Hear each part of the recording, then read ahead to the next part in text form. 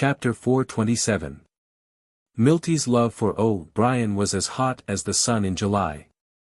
No one would have thought that the two would end their love in such a way. Oh my God, Milty really killed O'Brien. Didn't she love that man very much? Why did she kill him? How would I know? Could it be that the love was so deep that she cut him off? Could it be that O'Brien had another girlfriend behind Milty's back and wanted to break up with her? Milty couldn't take it, so she killed O'Brien. It's possible. With Milty's personality, it's possible. Some of the people who knew Milty and O'Brien had come up with several scripts about the love and grudges between the two. You're all wrong. Let me tell you the truth. A female voice said mysteriously. You know. Everyone was doubtful. Please, I know that my brother isn't here. I, Jarriet, was in the same traveling group as O'Brien. I guarantee that no one knows better than me about the love and hate between the two of them. The person who spoke was actually Jarriet's sister. After Jarriet came back to school, he chatted with his sister a little more. He even used the love triangle between O'Brien and the other two as a negative example to educate his sister. If he knew that his sister had spread the words about him educating his sister, he would probably give her a good spanking. That's right, something like this happened right after returning from a trip. Something must have happened while you were traveling. Quick, tell me what happened. The onlookers felt that what she said made sense. Hence, they gave her a seat and let her stand in the middle to talk. Jarriet's sister proudly walked to the middle of the crowd and described the love triangle between Foam Yenran, O'Brien, and Milty vividly. It was as if she had seen it with her own eyes and listened to Jarriet's sister's story. Foam Yenran had turned from a new goddess to a shameless mistress. She had caused the death of one of the two fiancés. Who knew what would happen to the other?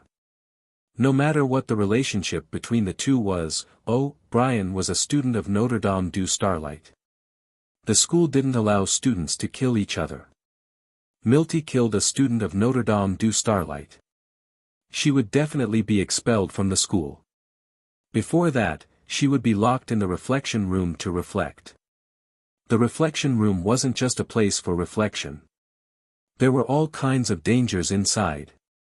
Staying in there for a day felt like a year. There was once a senior who killed his classmate out of jealousy. As a result, he was punished and sent to the reflection room for 10 years. After 10 years, he would be expelled from school. Back then, when that senior came out, he had already been tortured to the point of insanity. His entire body no longer resembled a human. His appearance was simply terrifying. Since then, no one wanted to enter the reflection room. They all regarded entering the reflection room as a dangerous path. Because Foam Yenran interfered and caused her fiancé to fall in love with someone else, Milty angrily killed her scumbag fiancé. However, she paid for it with her own life. As a mistress, the destroyer of Milty and O'Brien's relationship, Foam Yenran didn't suffer any harm in this incident. This made most of the students in the school dissatisfied with Foam Yenran.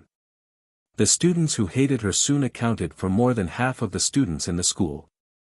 This was an unimaginable blow to Foam Yenran, who was popular with boys as soon as she entered the school. Foam Yenran suddenly became a rat on the street. She was almost killed by those girls who didn't like her.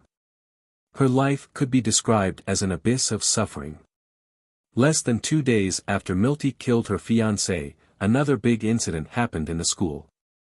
Milty committed suicide. When the news came out, the whole school was in an uproar. No one thought that Milty would commit suicide. How much did she love O'Brien? She was willing to commit suicide for him. Milty's death caused a great uproar. However, the school had just started and 2 students had died. For this matter, a teacher was specially sent to investigate. In the end, the results of the investigation showed that Milty did commit suicide. There were no traces of murder. This incident ended with Milty's death. The relationship between Milty's family and O'Brien's family was completely broken. Since then, the two families had become mortal enemies. I heard that Milty left a suicide note before she died. The suicide note explained how she killed her fiancé and why she wanted to commit suicide.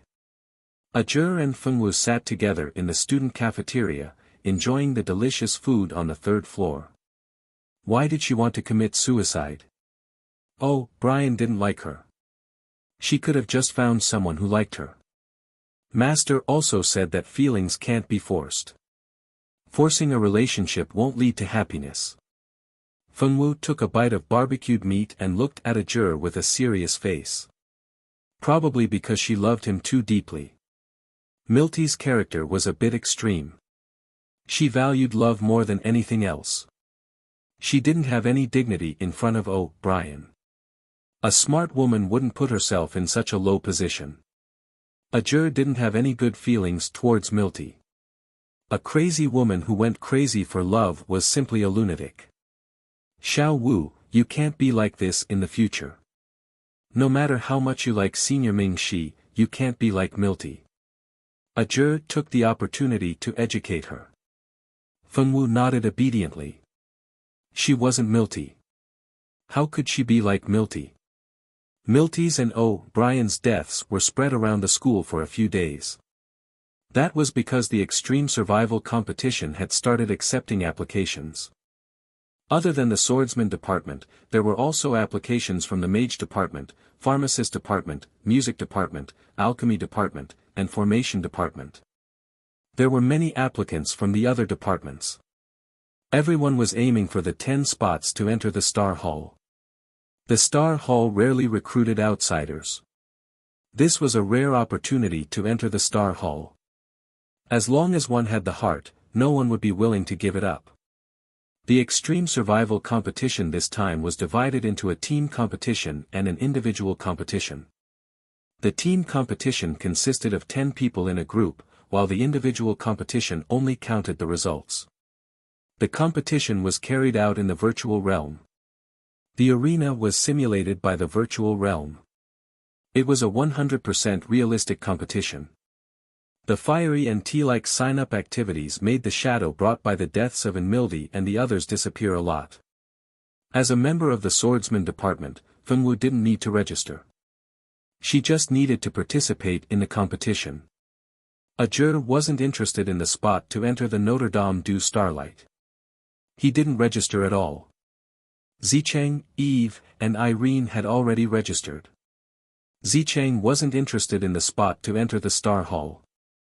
She was only interested in the legendary special mission. What kind of mission would make the school spend so much effort to prepare? She thought that she would find out. Needless to say, Irene would also participate. The time to snatch the female lead's opportunity had arrived. The Heart of Wood. This time's mission was related to the Heart of Wood. Irene herself had wood elemental magic talent. When the time came for her to obtain the Heart of Wood, her strength would definitely rise to another level. Chapter 428. In order to get the Heart of Wood, she had to get into the top 10 in this competition no matter what. However, this competition was not easy. It was a test of her survivability and adaptability. Although it was a little difficult, she was confident that she would get into the top 10. There were many people who were as determined as Irene. Everyone wanted to get into the top 10. As for what the special mission was, it was not that important. As long as they could get the chance to enter the Star Hall, it did not matter what the mission was.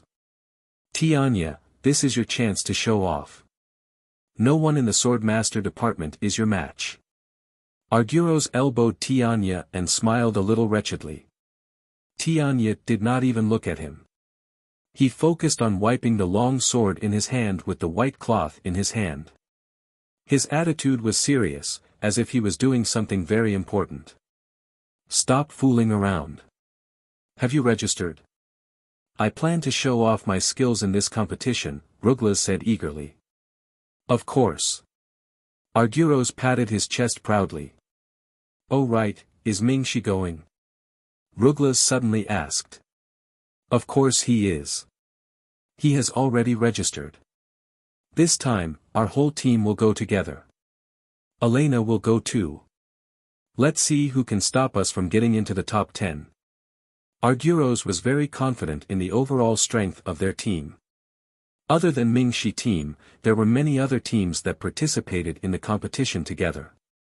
Although the teams were randomly grouped, they might be lucky enough to be grouped together. Amidst the cheering, the Extreme Root Survival competition finally began in the virtual realm. Good morning, everyone. It's now 8:00 in the morning. As a 7th grade senior, I, Tamantia, will be the one to announce the live report of our temple's Extreme Survival Challenge competition. I believe everyone has already recognized the person beside me. Let us welcome the Vice President. Following Tarasa's agitated words, thunderous applause rang out. Fuck. It really is the Vice President. The Vice President is actually here to be the host. I'm not dreaming, am I? The Vice Principal sat on the stage and waved at the students below. In the school in the Mirage, a magic screen appeared in midair.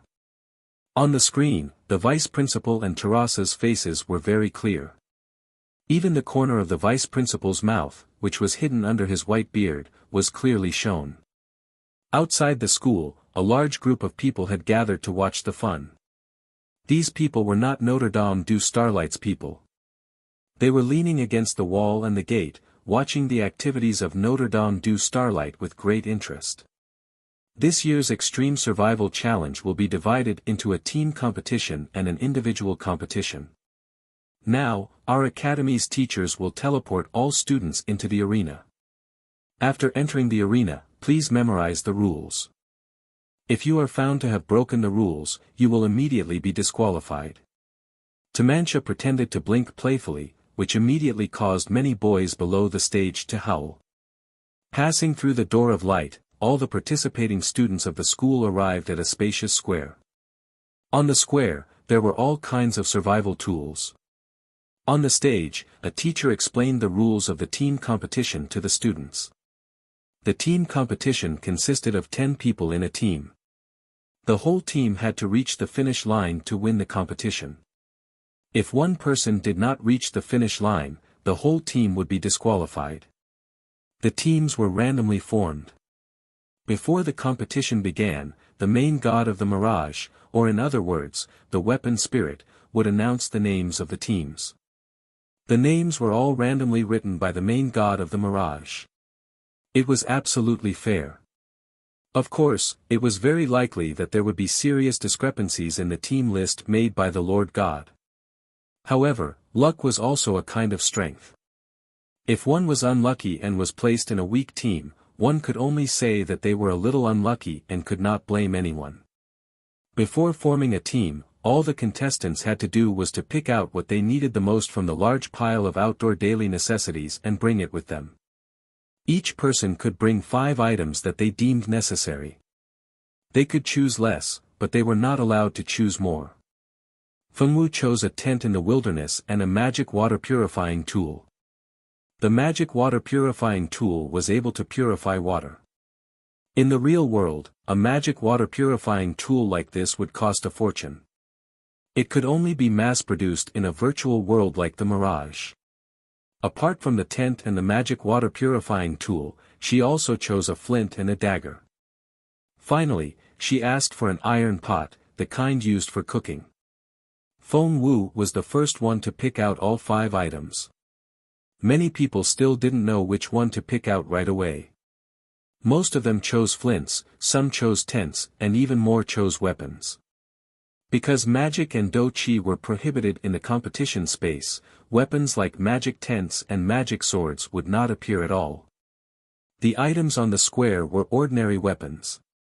There were sabers, swords, and daggers. There were also bows and axes. There were even wooden sticks. However, not many people chose wooden sticks. Most of the boys chose sabers or swords. Some of the younger students chose swords or daggers. None of them chose wooden sticks. After choosing the weapons they needed, the main god announced the names of the teams. Fengwu was in the same group as a few boys and girls that she did not know. Among them, there were fifth-year seniors and second-year juniors like Fengwu. In short, the ranks of the team were uneven. Furthermore, the way the seniors looked at Fengwu and the others was as if they were dragging them down. There were 6 boys and 4 girls in the group. Among the 6 boys, there was a 5th-year student, 2 4th-year students, and 3 3rd-year students. Among the 4 girls, there was a 4th-year and a 3rd-year student. The remaining 2 were Fengwu and a 2nd-year magician girl. This kind of team was not strong, but it was not weak either. Most of the participants were from the Swordmaster department. There were not many magicians. Their entire team only had a 2nd-year magician girl. Apart from the Swordmaster department, there were also 3 people from the Alchemy department, Music department, and Alchemy department. There were not many people in the entire team who could fight. If they were to encounter a battle, they did not know if they could survive. The only 5th-year student present, Ober, scratched his head in annoyance. This kind of team was really hard to inspire confidence in. Since the team was formed, they had no choice but to go. Everyone greeted each other and began to introduce themselves. I am Shinda, a 4th-year swordmaster. I am Keiran, a 4th-year alchemy department student. I am Majan, a 3rd-year swordmaster. My hobby is cooking. You can leave the cooking work to me in the future. Majan was a very cheerful boy. He laughed and said, I am Cabe, a 3rd-year swordmaster. I am Shandy, a 3rd-year music department student. The girl named Shandy said shyly, I am Anma, a 4th-year potions department student. Hello, seniors. I am Kamir, a 2nd-year magician. I am Fengwu, a 2nd-year swordmaster. Chapter 429. I'm Fengwu, a 2nd-year swordsman. I'm Bowen, a 3rd-year mage. I'm Ober, a 5th-year swordsman. After a round of self-introduction, they finally understood each other's abilities and names. After the self-introduction, everyone reported what they had chosen. The 10 of them all chose weapons and flints. Since they couldn't use magic or combat energy, flints were a necessity. About 7 out of the 10 of them chose flints. Only Fengwu chose a tent. Seeing the tent she chose, everyone immediately labeled her as a hindrance. After seeing Fengwu's iron pot, she was completely despised by the others. What was the use of an iron pot and a tent? If you were tired, you could just find a tree or a cave to sleep. Why would you need a tent? It was a waste of opportunity. An iron pot was even more useless. Who would choose to use an iron pot during a competition? It was inexplicable. Fengwu girl, who didn't know that she was despised, was now in a little trouble.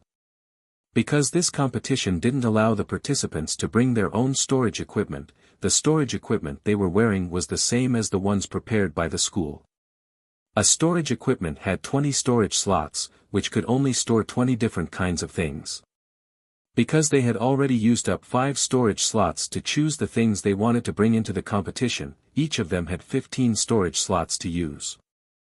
And in these 15 storage slots, they had to go to another area to choose the food they wanted to bring with them. Each of them could choose 3 days' worth of food to bring into the competition. After the food was finished, they had to find other edible food in the competition venue. There were many poisonous plants in the competition venue, which meant that they couldn't choose the wrong one.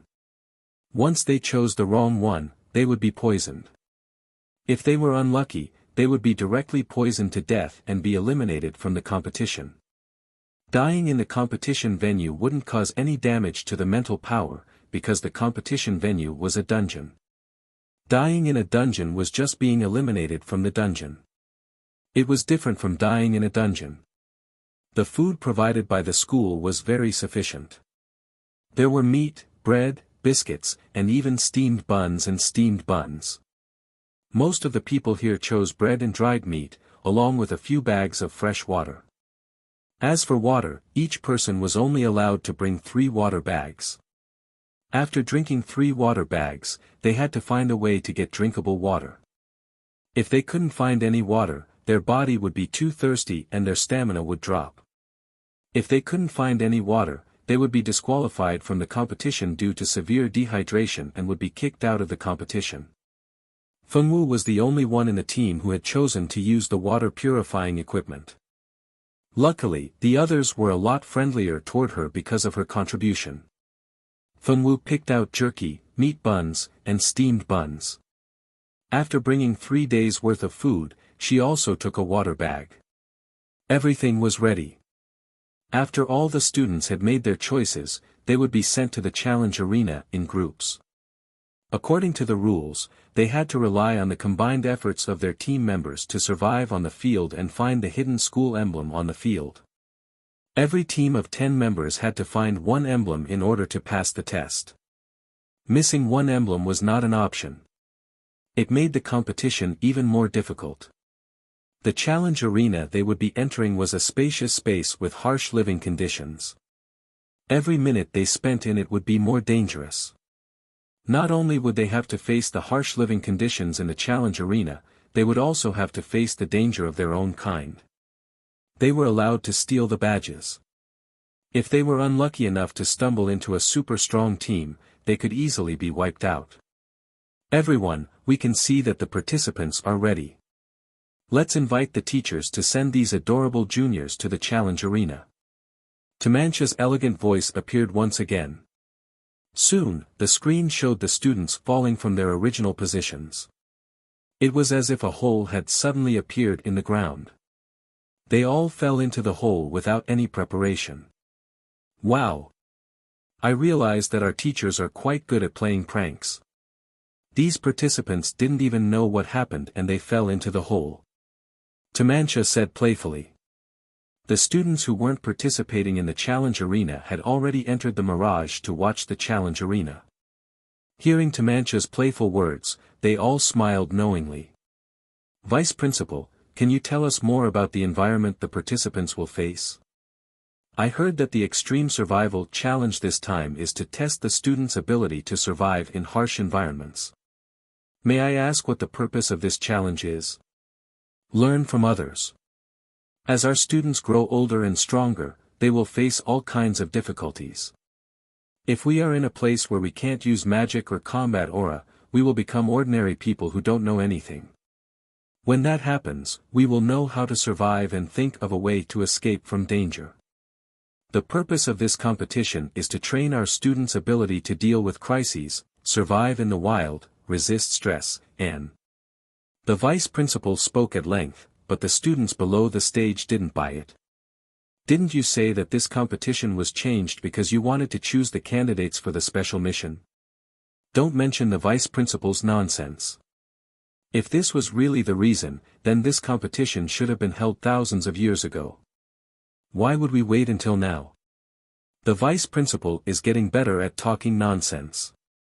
How can there be such a grand reason, as expected of the vice principal? His ability to talk nonsense is getting better and better. Who is it? Who threw a hidden weapon at me? My ass. Which bastard kicked me? The teachers below the stage were all speechless as they looked at the students who were looking for the culprit. They then looked at the vice principal who was still sitting on the stage and bragging about this competition as if it was healthy and good. It was impossible to tell that he had secretly taught these students a lesson. Brats, you are too careless. Don't you know that the vice principal is extraordinarily strong? He doesn't need to listen carefully to hear what you are saying. What's the difference between this and speaking ill of the vice principal in front of him? Don't you know that the vice principal is famous for being petty? If anyone offends him, he will openly make life difficult for you for a year. After the vice principal's explanation, Tamancha clearly didn't dare to ask the vice principal any more questions. All right. Thank you, vice principal, for giving us such a detailed explanation. Next, we will ask the teachers to help us switch the screen back to the arena. Everyone can watch the performance of each participant through the light screen. Chapter 430. Alright. Thank you, Vice Principal, for giving us such a detailed explanation. Next, we'll ask the teacher to help us switch the screen back to the arena. Everyone can watch the performance of each contestant through the light screen. We can now see that the contestants are safely on their way. Following a series of screams, figures fell from the sky one after another, landing on the ground from various positions. Loud bangs rang out. If they were in the real world outside, they would have most likely been seriously injured by the fall. The place where they landed was a desolate and dilapidated small mountain village. The buildings in the mountain had already decayed to the point that they were in a bad state. From time to time, a few skinny rats would run across the village, seemingly a little panicked by the sudden intrusion of humans. Fengwu controlled her body and successfully landed on the ground. She did not suffer any injuries. Although all her strength was sealed in this place, her body's memory was still there. Fengwu could easily complete this landing by relying on her memory of moves and her ability to control her body. Other than Fengwu, the fifth-year Ober, and the fourth-year Swordmaster Xinda, everyone else suffered some injuries when they landed. For a moment, cries of pain rang out everywhere. However, after a few groans, these people quickly adjusted their state of mind and gathered together, sizing up the place where they landed. There was no one in the village, and the houses were almost uninhabitable. The damage was very serious, and it was unlikely that there would be anything to eat in such a house. They did not see anyone else near them, and it seemed that the venue this time was very large. They believed that it would not be so easy for them to meet the other teams. Look at them falling one by one. This is so interesting. Hee hee. Fortunately, I was smart enough not to sign up. Otherwise, with my physique, I might have fallen to my death. What kind of scene is this? Why does it look so miserable?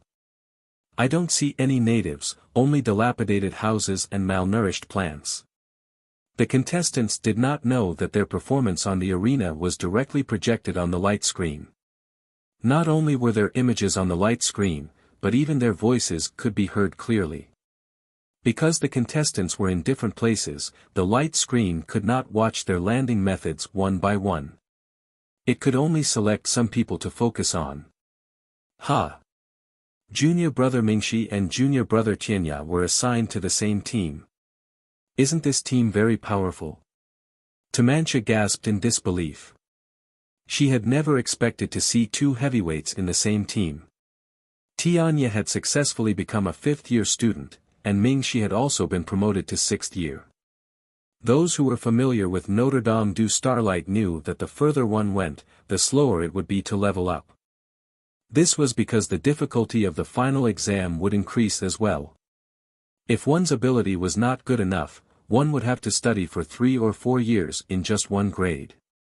By the time one graduated, one would already be middle-aged. Of course, if you are sure that you can't be promoted to the 7th grade, you can also apply for early graduation. The school will still give you a diploma, but it will be different from a normal graduation certificate. Mingxi and Tianya had always been geniuses in the school.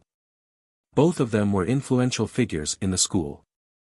If there were no accidents, they would definitely graduate normally. Moreover, they wouldn't need to repeat their studies. It's true. This team is pretty lucky. But the other teams aren't that bad either. Many of them are led by 7th-year seniors. No matter how strong Mingxi and Tianya are, can they be stronger than 7th-year seniors? I don't believe it. The people who appeared on the screen were the members of Mingxi's new team. Mingxi and Tianya were pretty lucky. The only female in the team who had a combat profession was also a pharmacist. Pharmacists were very helpful to them. When they were injured, they could rely on the pharmacist's ability to refine medicine. Unlike Mingxi team, most of the other teams were not so lucky. For example, Elena was assigned to a weak team. She was so angry that she almost vomited blood. The various conflicts between these teams because of the strength of the members assigned to them were shown on the screen. However, the people on the screen did not know about these. Fenwu's team circled around the village. In the end, they didn't find anyone. Fenwu saw a group of Ming-Shi's starving rats run up to her and look at her pitifully. She took out a steamed bun from her storage space and fed it to them.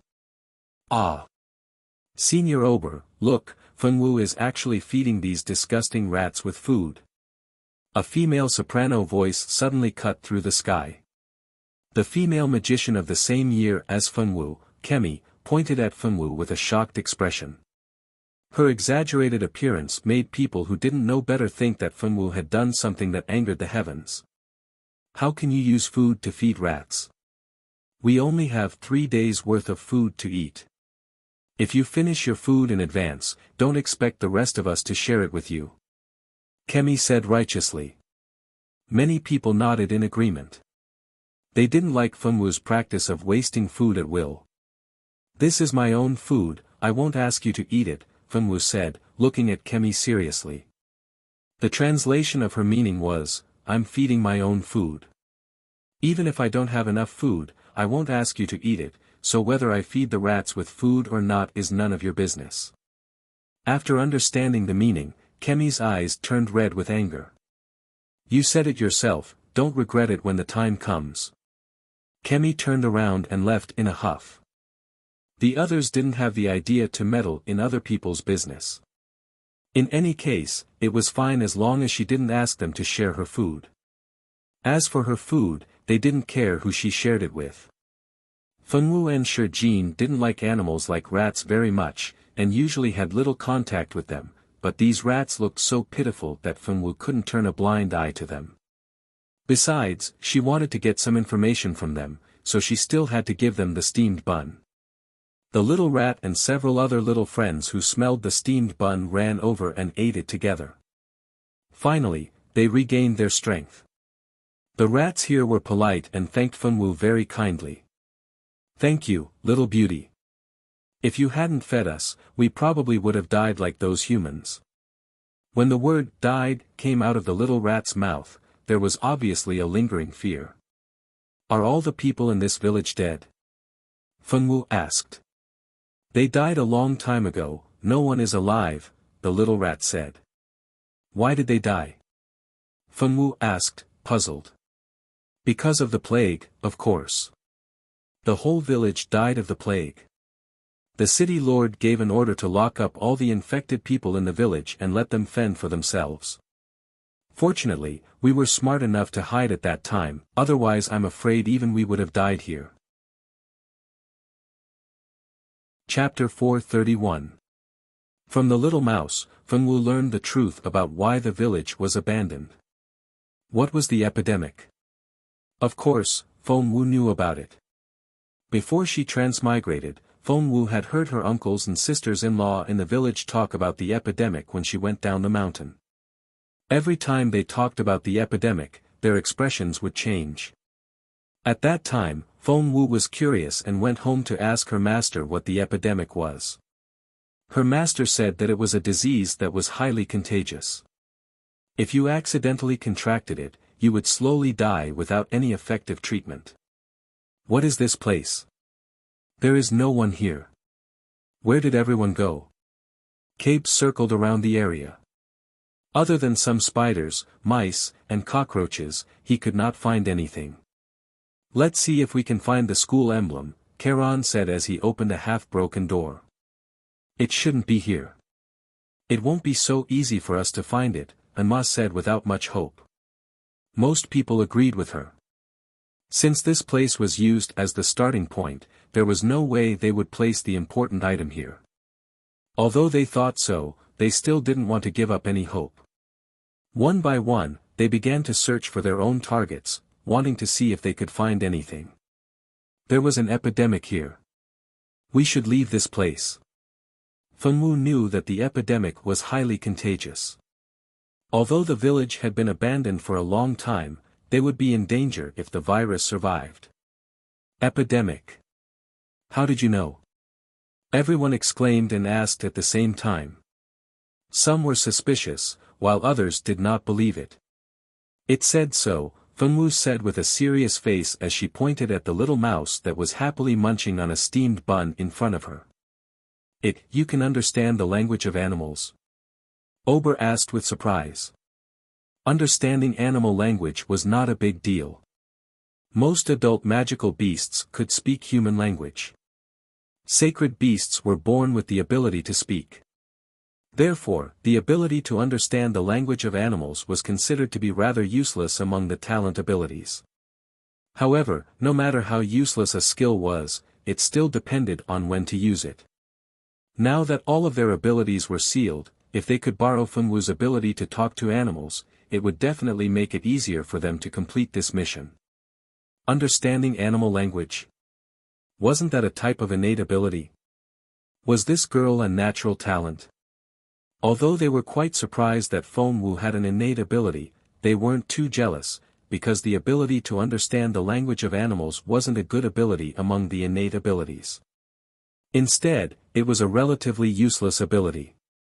Because this ability was of little value to them, of course, it wouldn't arouse their jealousy.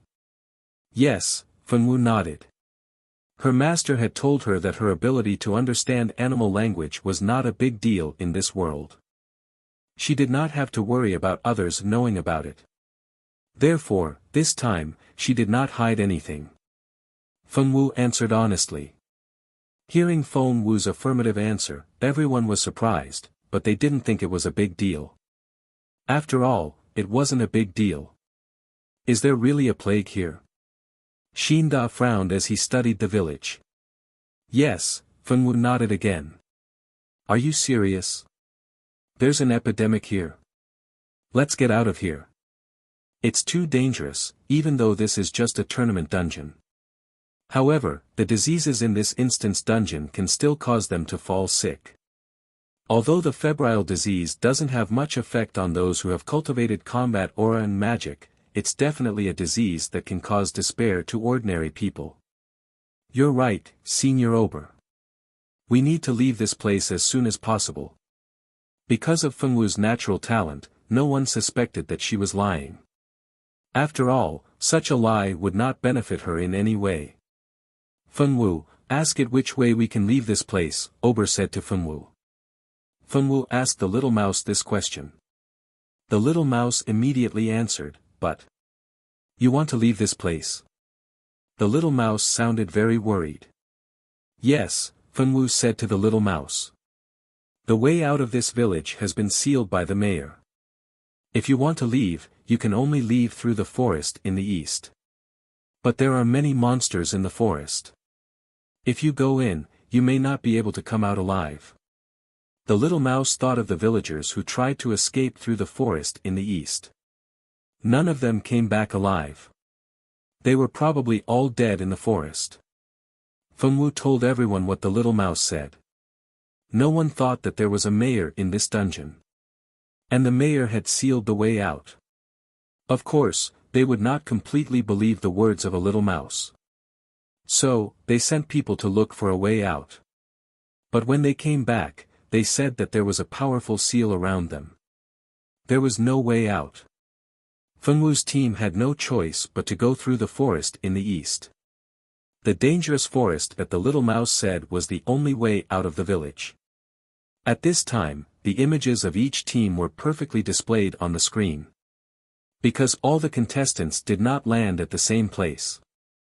Some fell directly from the sky into the trees, and some fell into the water or the nest of a powerful monster.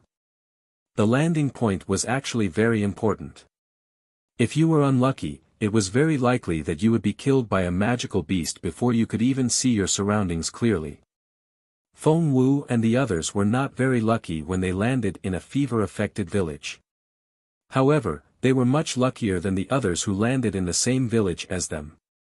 Because they discovered the truth of the village at the first moment and left the landing point as quickly as possible. Vice President, I want to ask, is there anything different about this village?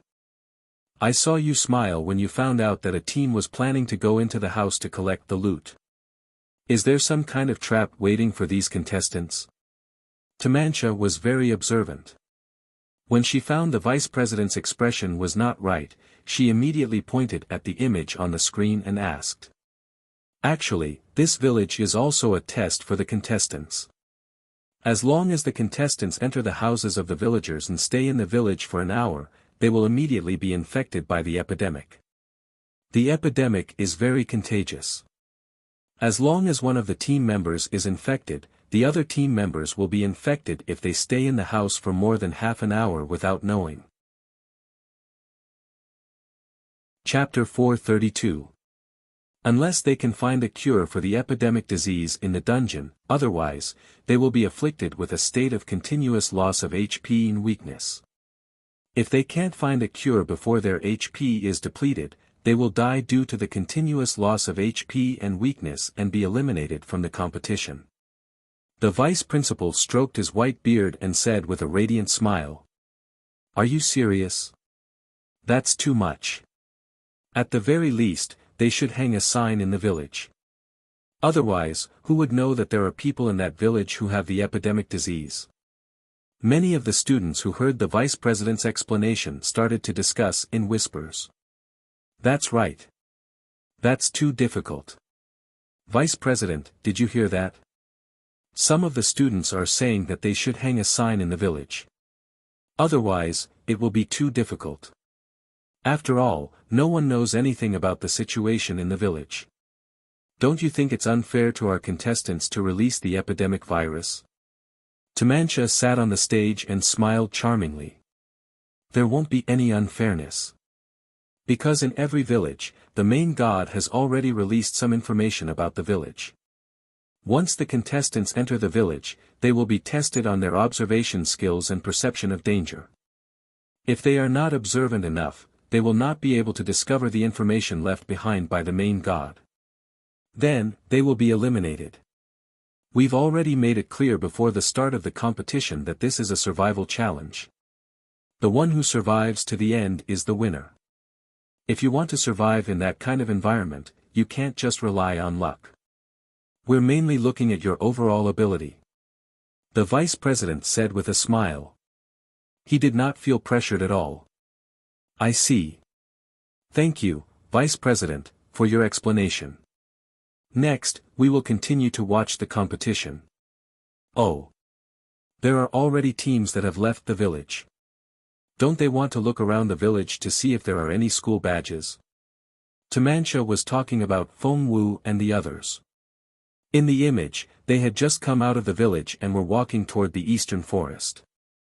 The eastern forest was a very strange place. It was because there were all kinds of strange things growing in the forest. There were also some fruits that had never been seen before. They have entered the forest. Vice President, are there any traps in this forest as well? Tamancha asked with interest. This forest is actually a large labyrinth. We've already asked the Lord God to cast many illusions in this labyrinth. Now that the contestants have become ordinary people, it will be very difficult for them to walk out of this huge labyrinth. In order to prevent the contestants from getting food too easily, 80% of the plants in the forest are poisonous. The food they have is only enough for them to survive for 3 days. After 3 days, they will have to distinguish which plants are edible and which are not. It is a very difficult choice. Many of the plants we've asked the Lord God to choose are species that have gone extinct in ancient times, or they're plants that the Lord God created according to his own ideas. They don't exist in reality at all. This will be a huge hindrance to the contestants in finding food. Wow! That's insane. 80% of unknown poisonous plants. In other words, there is an 80% chance that they will all be poisoned to death in the forest. The vice principal is too much. I think it's already very difficult to find some uncommon plants in that forest. Even pharmacists can't memorize the entire plant encyclopedia. Even they have to flip through the book when they need it. That's right, the vice principal is too much. I think it's already very difficult to find some uncommon plants in that forest. Now, the contestants have to choose which of the extinct plants are poisonous, which are not, and which don't exist at all. Does he have to be so insane? The students below the stage started a heated discussion about how insane the vice president was. Tamancha looked at the calm vice president. Don't speak anymore, poor children. Don't you know how vengeful your vice president is? If you continue speaking, the vice president will punish you. Even the teachers who were watching by the side cast a few pitiful gazes at the young people who were still in the middle of the discussion. Little fellows, you are indeed too young. Don't you know that you can't speak ill of the vice president in front of him? At this moment, Fengwu and the others still didn't know what was waiting for them in the forest. Fengwu and the others walked into the insane forest. After entering the forest, they quickly discovered a problem. These plants are so strange. I have never seen them before. And Ma, can you tell what kind of plants these are? Asked the only fifth-year student, Ober, who was also their team leader. These. And Ma walked in front and carefully observed. In front of her were rows of colorful plants. The colors were very bright and beautiful. These beautiful plants were very unfamiliar to them. They were all species that they had never seen before. These seem to be plants that have gone extinct in ancient times. Everyone, be careful. These plants are highly poisonous. Don't touch them. And Ma said seriously. Highly poisonous. Upon hearing that they were poisonous, the girls who wanted to pluck some of these beautiful plants to take a look immediately stood further away. Even the boys took a few steps back. After all, who didn't want to come into contact with poisonous plants? Everyone, be careful. This place is too strange. There are many plants that even I don't recognize. Don't touch them. And Ma frowned as she looked at the plants that she had never seen before. Even you don't recognize them? Senior Anma, you're a genius of the fourth-year pharmacist department. How come even you don't recognize these plants? Kemi's eyes widened in disbelief as she spoke. That's right, and Ma. Even you don't recognize these? Ober looked at the plants that he didn't recognize and began to worry. If even and Ma didn't recognize these plants, what would they do when the food ran out in 3 days? This was a serious problem that most people had not thought of. Only Anma and Ober had thought of it. Anma shook her head heavily. As a fourth-year pharmacist genius, she was confident that she could even memorize the complete encyclopedia of medicinal herbs. However, she didn't recognize many of the plants here. She suspected that these plants were most likely extinct and were rarely recorded in the books. This made their competition even more difficult. If they couldn't find food in 3 days, they would most likely starve to death in this place or eat the wrong poisonous plant and be poisoned to death. However, they didn't want to starve to death or be poisoned to death. Chapter 433. The issue of food had become a huge problem for everyone in Fengwu's team. Fortunately, they still had 3 days to find food. The team members began to look for a way out of the forest. Originally, no one thought that leaving the forest would be a difficult task. However, after walking for 5 hours and realizing that there was no change in the surrounding environment, no one thought so anymore. Fengwu quietly listened to the sound in the wind. Look, these guys are back. The Lord God is indeed the best.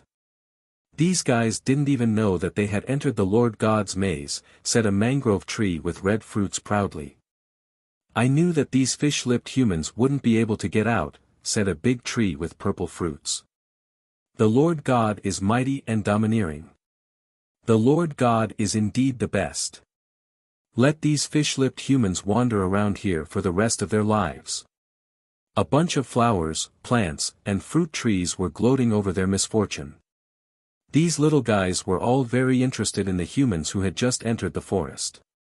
Ever since they were moved here by the Lord God, they had never seen any humans. Now that they finally saw traces of humans, of course, they were happy. In the ethereal realm, other than some small monsters that constantly respawned in the wild, boss-level monsters and some plants, most of them had self-consciousness. In the ethereal realm, there was a set of rules. The excited words of these little guys entered Fengwu's ears without missing a word. She curiously looked at these little guys a few times. She felt that they were very cute. When she was in the tomb of the sea god, Fengwu had seen many plants. However, those little guys did not have self-consciousness. When she saw plants with self-consciousness, Fengwu felt very close to them. We're back again. Damn it, what's going on? I think we might have fallen into some kind of formation. If we don't find a way out quickly, all of us will die here. The others had the same feeling. There were poisonous plants everywhere. Moreover, they had fallen into a formation. If they could not find a way out and solve the problem of food, all of them would be in great danger. As time passed and they were still trapped in this place, everyone started to feel a little impatient. Everyone found a place to sit down and eat their own rations. They didn't bring a lot of rations, so they only ate their own portion. Because they couldn't find the source of the food, they could only leave as much as possible. This way, they could ensure that there would be a certain amount of food to eat 3 days later. Fengwu's team was not the only one who had fallen into such a crisis. Many other teams had fallen into the traps that the school had prepared for them for one reason or another. These traps were very interesting and unexpected. If they were not careful, they might be eliminated. In a short period of time, some unlucky ones had already been eliminated. According to the rules of the team competition, only when everyone in the team cleared the stage together would the challenge be considered complete. If not, even if one person was eliminated, the entire team would be eliminated. After Jane had something to eat, the team set off again. It was already afternoon. They had to find a way to leave before nightfall because the danger at night might be much greater than during the day. Therefore, at night, the team members did not plan to continue on their journey. Instead, they wanted to find a relatively safe place to rest before nightfall. After walking for another hour, they still couldn't get out. After an hour of observation, Fengwu also wanted to ask the plants for directions, but it was useless. The task they received from the Lord God was to trap the humans who entered this place. Even if Fengwu made them feel very close to her, they would not disobey the Lord God's orders. After all, in this world, the Lord God was the ruler. If they did not disobey the Lord God's orders, these plants could still provide some help to Fengwu. However, Fengwu wanted them to tell her the way out. This was completely against the Lord God's wishes. Therefore, although these plants wanted to help Fengwu, they still rejected her request. Unable to find a way out, Fengwu was a little disheartened. However, she was not angry at these plants for rejecting her. To Fengwu, these plants were very cute. Even if she was rejected, she would not be angry. The sky soon darkened. Fengwu and the others found a place to build a fire. They wanted to make do for the night. Fengwu took out the tent she had chosen and then quickly set it up. There was everything in the tent. There were pillows and a quilt. It should be very warm to sleep in. There was a chill in the night air. In the past, they had the protection of Do Qi and magic. No matter how cold the wind was, they could still use magic and Do Qi to create a protective shield to keep the wind outside. But now, everyone had become ordinary people. When the cold night wind blew on their bodies, they could only try to pull their clothes up a little higher and move their bodies closer to the fire. When the other 9 saw Fengwu take out the tent, they all looked at Fengwu with envy. When they had first started to choose their belongings for the competition, they had all thought that the tent would not be of much use. But when night fell, they realized that the tent was very useful. At the very least, it could keep their bodies warm. Fengwu, it's too cold. Why don't we girls squeeze in together? Kemi jumped to Fengwu's side and said coquettishly. Kemi was born with a beautiful and cute face. She was also a student of the mage department. Because of her talent in magic, she had been spoiled by her family. Although she looked like she was discussing with Fengwu, she had already determined that Fengwu would not dare to refuse. They only had 4 girls in total. What right did Funwu have to monopolize such a tent by herself? When Kemi was like this, she completely did not think that she had chosen these items. What did it have to do with monopolizing something that others had chosen? Kemi, forget it. Don't make things difficult for Junior Funwu. This tent can only fit 3 people at most. We have 4 girls. How can it fit? Sandy was also very jealous of that tent. But she also knew that it could not fit 4 people. At most, it could only fit 3 people. Kemi said unconcernedly, so what? Funwu is from the Swordmaster department. Her body must be very good. Me and the other 2 seniors are not students of the Swordmaster department. Our bodies are a little weak. Since we are a team, Funwu shouldn't mind giving up the tent to us. Chapter 434. She was sure that Funwu would not refuse. If she dared to refuse, then she would offend 3 people at once. Their team only had 4 girls in total. If she offended the 3 of them, then let's see how she would live in the future. Funwu looked at her and blinked her eyes, then looked at Sandy and Anma. Sandy's face was a little red, looking a little embarrassed. Anma frowned and shielded Kemi, but did not say anything. What does your health have to do with me? Funwu did not understand why Kemi would say that. If the 3 of them had problems with their health, then couldn't they just go see a doctor? What was the use of telling her? You. How can you be so unreasonable? We are all in the same team. Don't be so selfish. Kemi's face was red as she loudly scolded Funwu. Who would have thought that Funwu would completely ignore her? She only glanced at her and then went into the tent, not saying anything to Kemi. Come out. Do you hear me? Come out. Kemi was about to go crazy. Ever since she was young, she had been loved by everyone everywhere. This woman actually dared to ignore her like this. Sure enough, she was as uneducated as Eve had said. Kemi and Funwu were in the same year, and she was also a student of the mage department. Among the people that Kemi knew, one of them happened to be Eve, who had some personal grudges with Funwu. Eve and Kemi's relationship was not bad. Kemi was Zicheng's hardcore fan. In the class, she was the girl that supported Zicheng the most besides Eve. Her favorability with Zicheng had already reached 95%. Very soon, their favorability might reach 100%. In order to increase their favorability, Zicheng had worked very hard in the class. He had done many things to help his classmates. No matter who spoke to her, she would listen very politely. She had never felt impatient. No matter which classmate came to her for help, she would be duty-bound to help them. Although Zicheng's action of pulling out the suppressing demon sword and releasing the devil general was criticized by many people in the school, it actually didn't affect her class that much. Usually, Camille had heard a lot of bad things about Funwu from Eve. She didn't expect that her luck would be so bad that she would be paired with such a hateful woman in a random team. Eve had said that this woman had never given Zicheng any face. Instead, she was vicious and used her harmless appearance to deceive people. Although Kemi was non-committal, she still believed half of it. In Kemi's opinion, there must be a reason for a person to hate another person. Eve couldn't possibly hate her for no reason.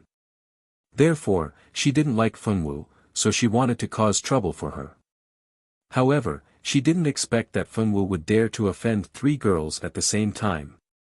She didn't know what was good for her. Outside the tent, Camille's shouts could be heard distinctly in the stillness of the wood. Enough, Junior Camille. If you still want to shout, then leave this place and go somewhere else to shout. Don't bring harm to all of us. Anma said in displeasure. Ober frowned as he looked at Camille. This Camille really knew how to cause trouble. He was somewhat worried that Camille's self-righteous personality would cause some trouble in the future. Camille didn't know that she had already been targeted by Captain Ober. She had become the focus of attention, so he was afraid that she would be a burden. After being shouted at by Anma, Camille finally became well-behaved and didn't dare to speak again. Fengwu slept soundly and sweetly in the tent. She didn't care about the noise outside at all. The night passed just like that. The next morning, the clear sound of birds could be heard in the forest.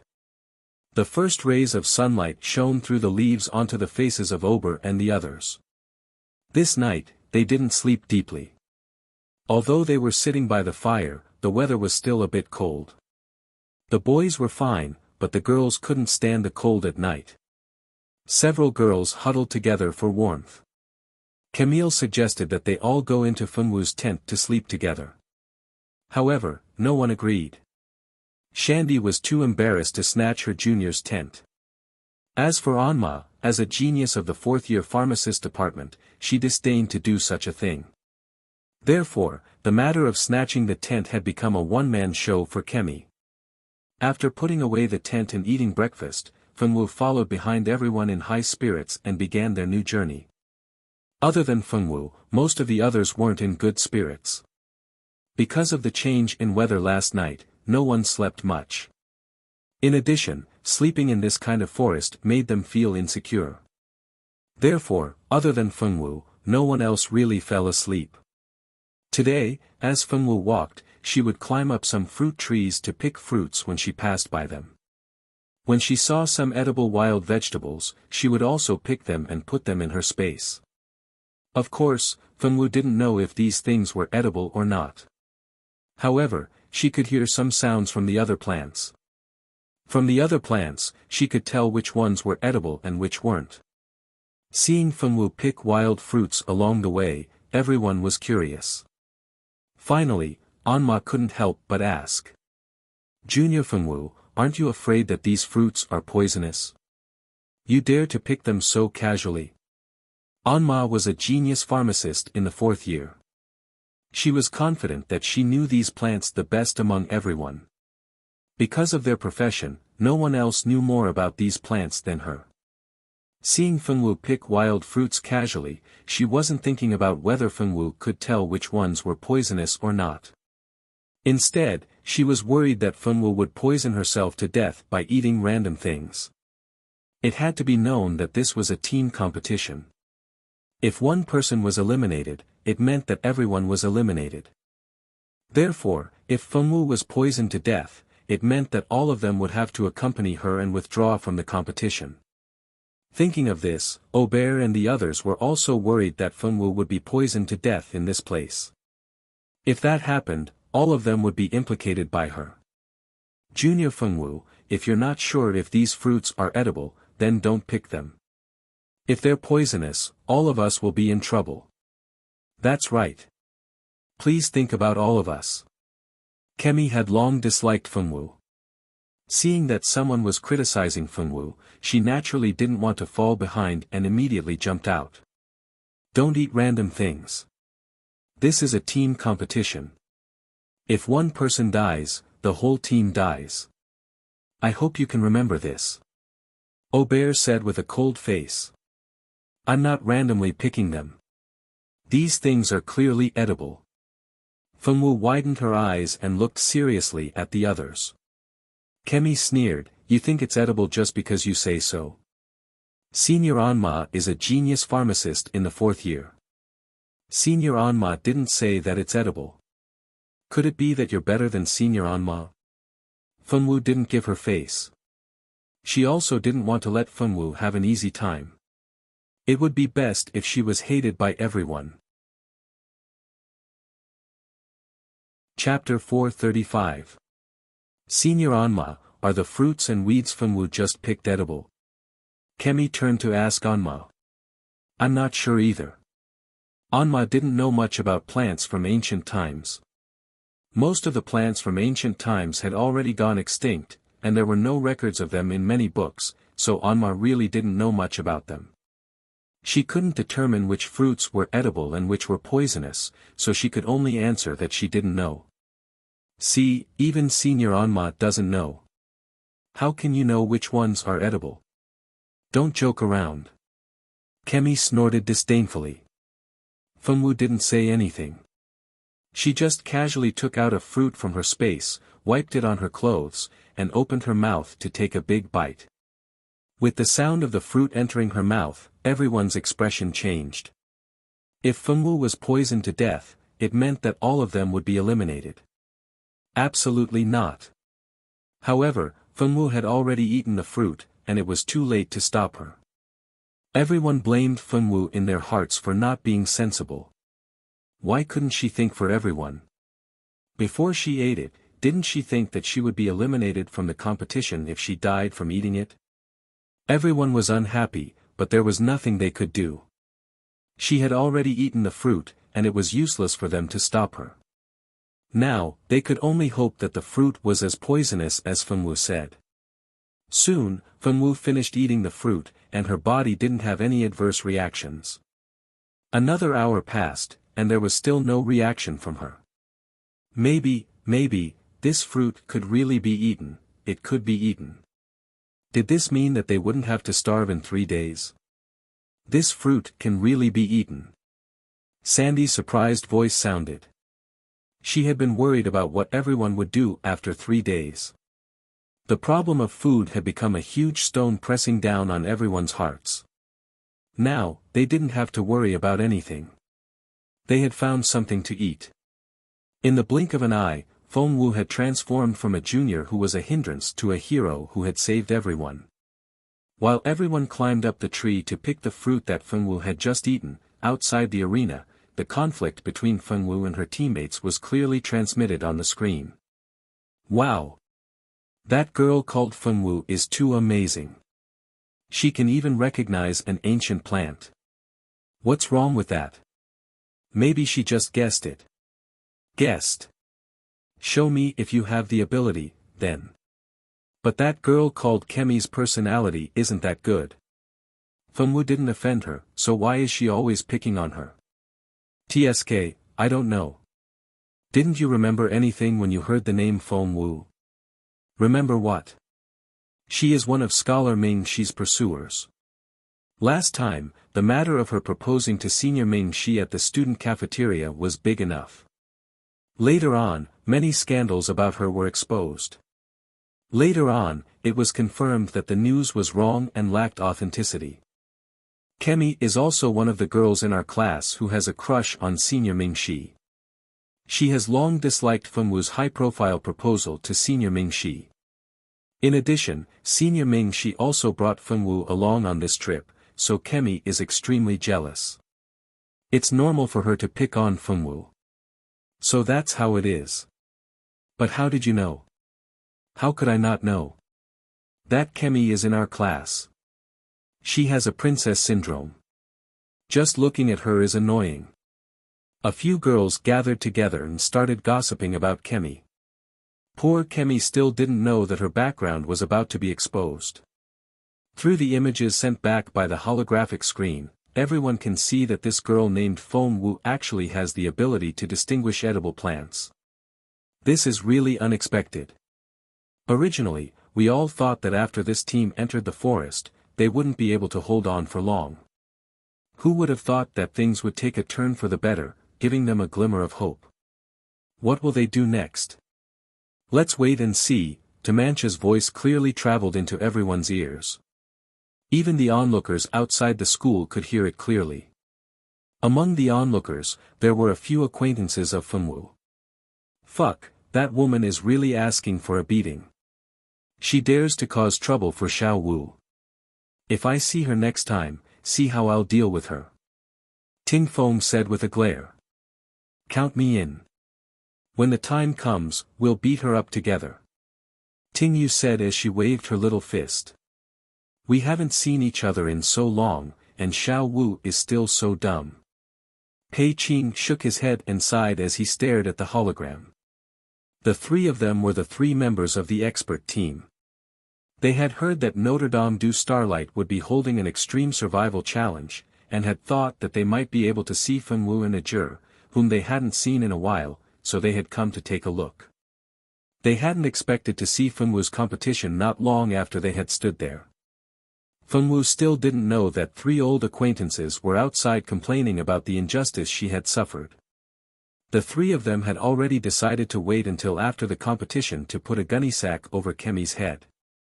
Because Fengwu had found an edible fruit, the members of the team didn't have to worry about food anymore. Fengwu's identity had also undergone a huge change. Her ability to identify plants was extremely useful in this place. As long as there was food, they could slowly find their way out without worrying about being poisoned or starved to death in this place. After having food, everyone's mood improved a lot, and the pressure in their hearts also lessened a lot. In order to leave this forest, they began to rack their brains and think of all sorts of ways. They tried to leave a mark on the tree, but no matter how they walked, they would always return to the original place. It turned out that they had actually been walking in circles in this place all this time, and hadn't left this area at all. This was definitely not good news for Fengwu and the others. They had to leave this forest as soon as possible and find the school emblem. Otherwise, they wouldn't be able to pass the team competition at all. Standing in the forest, they could hear the sounds of birds and insects. There were also many creatures living in this forest, but other than hearing the sounds, they couldn't see anything. Even if Fengwu wanted to find a small animal to ask for directions, it wouldn't be possible. Day after day passed, and Fengwu and the others had been trapped in the forest for 10 days. Finally, on the 11th day, they successfully left the forest. Although the forest was a trap, they had also found 2 school emblems in the forest. As long as they gathered 10 more school emblems, it would mean that they had passed the team competition. Out of the forest, there was a flat path. In front of the path was a village. This village wasn't abandoned, and they could see many people walking around. "Great, there are people in front," Kemi said excitedly. Chapter 436. They had been munching on wild fruits and vegetables for the past few days. Fengwu's water-purifying equipment and iron pot had come in handy. They were even able to eat wild vegetable soup in the woods. If it weren't for the soup, eating wild fruits every day would have made them puke. Now that they had finally seen some signs of human habitation, they could finally go to the village to get some food and a good rest. It would be perfect if they could find the school emblem in the village. With this thought in mind, the group walked briskly toward the village. Currently, everyone was filled with joy. Even though they were on high alert, they were more eager to reach the village as soon as possible so they could have a good meal and have a good rest. They had been living in the woods for 10 days, yet they had not had a good night's sleep. Finding a place where they could have a good rest was simply too tempting for them. As they approached the village, they could clearly see the people moving around inside. This place. Fengwu frowned slightly. A strong aura of resentment appeared in front of Fengwu. Fengwu did not notice it when she was quite a distance away, but when she got closer, she realized there was a strong aura of resentment in the village. Among the resentment, there was fear, despair, and other emotions. Fengwu had no idea what was going on, but the strong aura of resentment was telling Fengwu that the village was extremely dangerous. It was definitely not a good place. After analyzing the possible danger of the village, Fengwu quickly took a step forward and blocked the path of the others. "What are you doing?" Kemi glared at Fengwu, who had suddenly blocked her path. She could not wait to enter the village to rest. She did not want to waste any time with Fengwu here. "The village is very dangerous, you can't go in," Fengwu said. "Hee, it's dangerous just because you say so. I insist on going in, what can you do about it?" Kemi waved Fengwu's hand away and strode forward. "What's going on?" As the captain, Ober was quite rational. After spending so many days together, he believed that Fengwu wasn't someone who would talk nonsense. If she said that there was danger ahead, then it was very likely that there was some danger in the village that no one had discovered yet. "There's a strong aura of resentment in the village ahead. Although I don't know what's going on, it's very dangerous," Fengwu answered seriously. "Resentment?" Ober didn't expect this to be the danger Fengwu was talking about. But could she see resentment? Weren't necromancers the only ones who could see these things? How did Funwu see it? If she had the talent to become a necromancer, why would she enter the swordmaster department? In people's minds, becoming a magician was much more amazing than becoming a swordmaster. Ah! A monster! Just as Ober was about to ask a few more questions, a scream came from not far away. The one who screamed was Kemi. No one noticed that while Ober and Funwu were talking, she had already run into the village. She had only been in the village for less than a minute, but she had already let out such a miserable scream. Not good. Everyone was shocked. Their bodies reacted faster than their brains, and they had already rushed out of the village. Although everyone already believed Funwu's words about the village being dangerous, because Kemi was trapped in the village, they had no choice but to go in and save her. It was all because of these damned rules. If they couldn't save her, then they wouldn't be able to continue the competition. When everyone rushed into the village, they saw that the villagers in their eyes had turned into terrifying monsters. These monsters didn't look like humans because they had fangs in their mouths, and their eyes were as red as blood. Their skin was so dry that there wasn't any moisture in it, and their bodies were as stiff as zombies. Their movements didn't seem very agile. If Xicheng and Irene were standing here, they would definitely scream in their hearts, "Zombies." That's right, these things were actually zombies. Back then, Longza Gamer had specially designed zombies, which were popular in the 21st century, to be a type of dungeon monster in the virtual realm.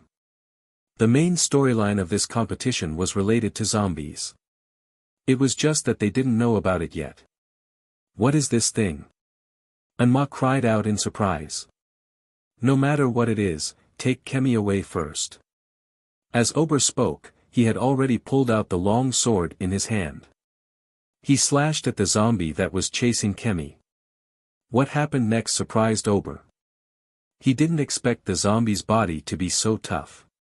He was full of confidence that he could finish off the monster with one slash, but he didn't expect that the zombie's body would be as weak as a rock. Although the zombie's body was injured by his slash, the zombie chasing Kemi didn't seem to feel anything and continued to attack Ober. Ober's strength had been completely sealed, so he could only rely on his own strength and his memory of sword moves. Without the support of combat energy, the power of these sword moves was reduced to less than 10%. Ober used his sword to fight with the zombie for a long time. Finally, before the zombies in the village surrounded them, he rescued Kemi. Although Kemi was scratched, she was lucky enough to survive. They retreated a few dozen meters away from the village before stopping. When they found that the monsters in the village couldn't chase them out, everyone was completely relieved. They ran to a river some distance away from the village to rest, but found that the river water had turned black, the color was like ink. Let's take a break. It looks like they can't get out of the village. Anma looked back. In everyone's eyes, the village was now like a monster. What the hell are those things? They can't be killed by swords. Their skin is really thick. Kairon breathed a sigh of relief, but he was also very puzzled. That's right. Those things are too scary. If we hadn't run faster than them, we wouldn't have been able to escape. Megan was also rejoicing in his heart. Don't talk about it anymore. Come and take a look at Kemi. Why do I feel like something is wrong with her? Sandy's anxious voice sounded. What's wrong? Anma, as the only talented girl in the pharmacist department, immediately went forward to inquire after hearing Sandy's voice. Senior Anma, come and take a look. Kemi doesn't seem to be well. She's been having a fever since the beginning. We don't have any medicine on us. What should we do? Sandy said anxiously. What's a fever? If she didn't rush into the village so recklessly, we wouldn't have all died in there. Kairon glanced at Kemi, whose face was red from the fever. Because of Kemi, his team almost couldn't pass the team competition. It would be strange if he had anything good to say. Chapter 437. You're dragging us down. Even Bob was too lazy to look at Kemi. This time, because of Kemi's carelessness, she had almost harmed the entire team. The boys could no longer give her any face. There were 4 girls in the team. Anma was a pharmacist and could still be of some use to the team. Although Sandy didn't have any special skills, she was sensible and would do whatever she was told to do. She never threw a tantrum or threw a tantrum. Fengwu had the ability to understand the language of beasts and could identify ancient plants. Moreover, she was a member of the Swordmaster Department, so she could be considered as a fighting force. Among the 4 girls, although Fengwu was a second-year student, she was the most useful one. She was also very obedient and wouldn't cause trouble. Only Kemi didn't have any skills. Every day, besides causing trouble, she mobilized everyone to isolate Fengwu. If one were to use a word to describe her, she would be a retard. She was simply a professional drag for 100 years. Anma also didn't like Kemi, but as a pharmacist, she couldn't ignore Kemi. Anma walked over and checked the 2 deep scratches on Kemi's body. Now, the scratches had turned black. Anma's heart trembled. Things were developing in the worst direction. She's poisoned. Anma's face sank. Poisoned. Everyone exclaimed. It wasn't that they cared about Kemi's body, but she couldn't die. The rules of the team competition were like this. If one person died, the whole team would die. This was no joke. Is there a way to detoxify it? Ober frowned and asked. I'll try, but I don't think there's much hope. This poison is too strange. I don't have any tools on me, so I can't analyze the composition of this poison. Anma felt that the hope of detoxifying it was very slim. After all, this wasn't the real world. There were so many medicines that could be used to detoxify the poison. In this world, the only way to detoxify the poison was to gather the herbs and reformulate the medicine. However, this world was very strange. Many plants seemed to have undergone some kind of mutation. She didn't know if these mutated plants still had any medicinal properties. Even if it still had the medicinal effect, whether the medicinal effect was more or less was a problem that Bai Su had to figure out. Refining medicine was not just about burning the medicinal herbs. This involved a lot of knowledge. For example, how much medicinal effect each herb contained was a question that must be known. Only by knowing the medicinal properties of each herb could the success rate of refining medicine be guaranteed. Now that these herbs had mutated, if she couldn't figure out all the ingredients in these herbs, then there was no way for her to successfully concoct the potion. Combining all of the above reasons, it was simply impossible to concoct an antidote for Khmer. There was no way to make a potion, but it was still possible to make a decoction. Anma circled around and successfully gathered some herbs. Then, she borrowed Fengwu's large iron pot and began to boil the decoction for Khmer. Fengwu opened her misty eyes and blinked a few times before regaining her composure. Standing beside her were the other members of the team. The faces of these members were all ashen. They were looking at Khmer as if they wanted to tear her apart. Khmer smiled bitterly as she dodged everyone's gazes that looked like they wanted to eat her alive. The failure of the challenge was not entirely her fault. She felt like she was very innocent. It wasn't like she wanted to be scratched by those monsters. Time returned to 5 minutes ago. It seems like Ober's team is in danger. Khmer's body is showing signs of being poisoned by the attacks of the unknown creatures. Luckily, they still have the genius of the 4th grade, Anma, in their team. I believe this poison shouldn't be too much of a problem for them. Tamancha's voice came through the sound amplification equipment. At this moment, the holographic screen was showing the scene of Anma boiling the decoction for Khmer after the members of Fengwu's team had rescued Khmer. On the screen, Khmer was frowning in pain, as if she was enduring some kind of pain. You're wrong.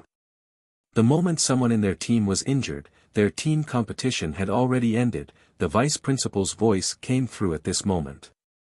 Could it be that there's some kind of secret behind this? I believe the people at home are also very curious about what kind of challenge the school has set up for the participants in this village. The truth is, the monsters in the village were originally the villagers of the village. The background of the dungeon we set up is a kingdom destroyed by some kind of unknown virus. This virus is like a plague, extremely contagious. Once infected, they will quickly turn into a walking corpse with no consciousness. We call these people controlled by the virus zombies. When a person turns into a zombie, it means that the person's consciousness has already disappeared. All that's left is the desire for human flesh and blood. Zombies are covered in the virus. Once their flesh is scratched by a zombie, they will immediately be infected by the zombie virus. Gradually, the person who is scratched will also turn into a zombie. The antidote for the zombie virus does not exist in that world. Therefore, when Khmer was scratched, Ober's team was already disqualified. The vice principal explained the background of the dungeon. Everyone finally realized that there was such a sinister trap waiting for the participants. Those who did not participate in the competition were all glad that they did not participate. Otherwise, if they were scratched by those monsters and turned into those monsters, they would die a disgusting death. Sure enough, not long after the vice principal finished speaking, a clear scream came through the screen. It turned out that Sandy, who was the closest to Khmer and had been taking care of her, had her neck bitten by Khmer, who had suddenly turned into a zombie. Sandy only had time to scream once before she was completely dead. At this moment, a voice suddenly came from above Ober's team. Since 2 members of your team have died, this challenge is declared a failure. Not long after this voice came out, Fengwu and the others were all teleported out.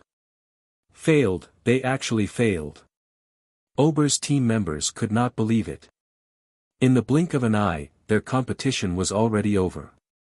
Ober and the others were all aiming for the quota of Star Hall.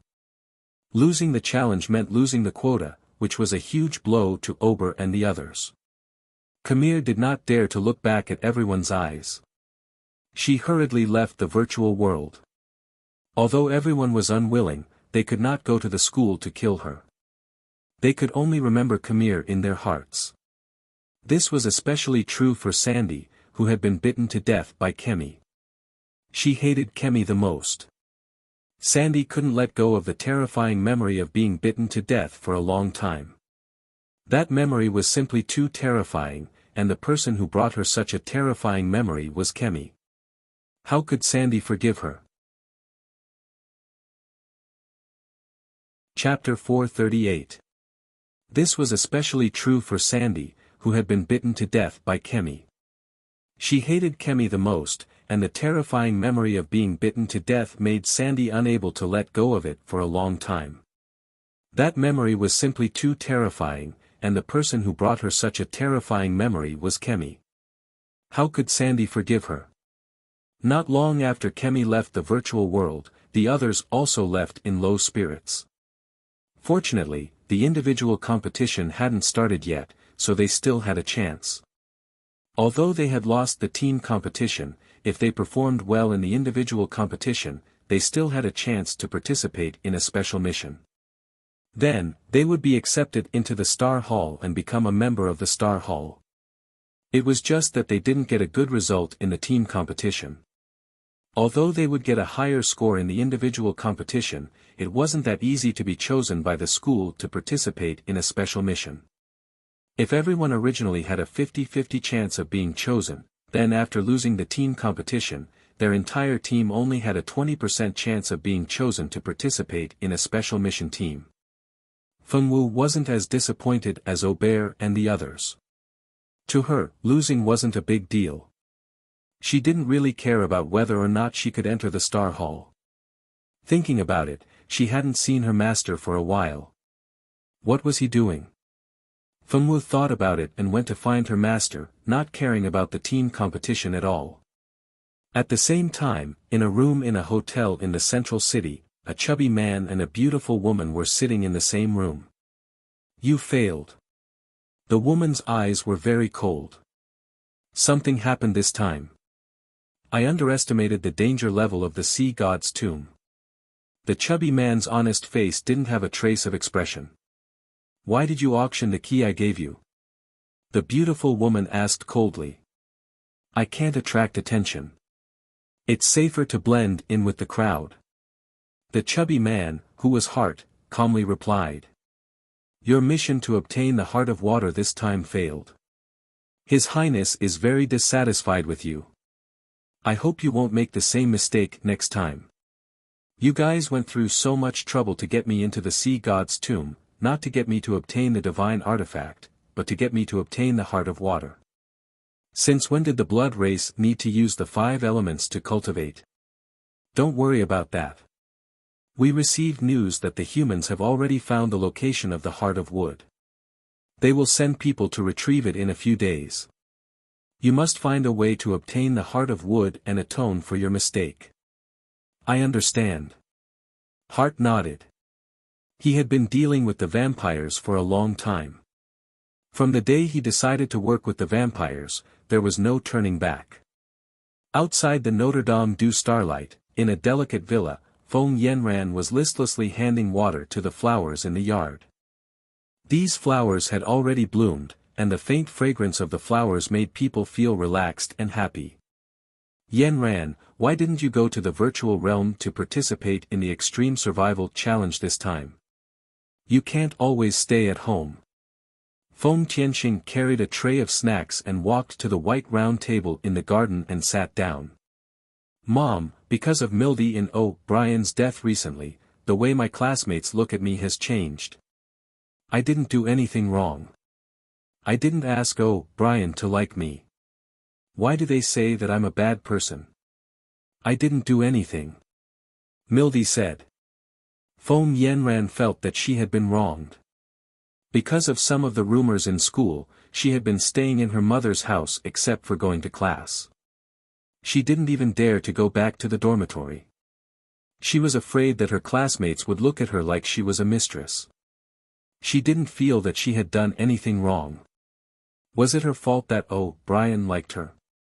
She couldn't stop others from liking her. Mildy was the one who did this. It was her and O'Brien's problem. Why did everyone blame her? What did she do wrong? Why did she have to bear the responsibility for their deaths? Even Mildy and O'Brien's family members came to the school and asked the school to expel her. Although the school didn't agree, this matter still spread. Her classmates who used to have a good relationship with her all avoided her. Even the boys who used to chase after her left her side and no longer revolved around her. This made Feng Yanran, who had been popular with her classmates since she entered the Notre Dame du Starlight, unable to accept such a difference. Silly child, you don't have to pay attention to them. They don't know anything. Mom knows that it's not Yanran's fault.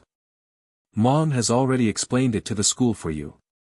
The school has no evidence to prove that you and O'Brien had a relationship, so you can rest assured. No matter what those classmates think, as long as you don't violate the school rules, nothing will happen to you. Feng Tianqing lovingly pulled Feng Yanran to sit on the chair and coaxed her softly. I'm not worried about whether I will be punished or not. I just don't want to see the way they look at me. Feng Yanran sighed. Good child, you have been wronged. Don't worry, they will soon regret treating you like this today. Feng Yanran was about to say something, but suddenly felt weak. Her bones were aching, and her face was pale. This pain made her feel like she was in hell. Yanran. Feng Tianqing hurriedly stepped forward and helped Feng Yanran back to her room. He found a cup of blood-like red liquid and let Feng Yanran drink it. Feng Yanran drank the liquid, and her whole face slowly regained its color. Mom, I'm in so much pain. When will my body completely recover? I don't want to be like this anymore. Feng Yanran cried sadly.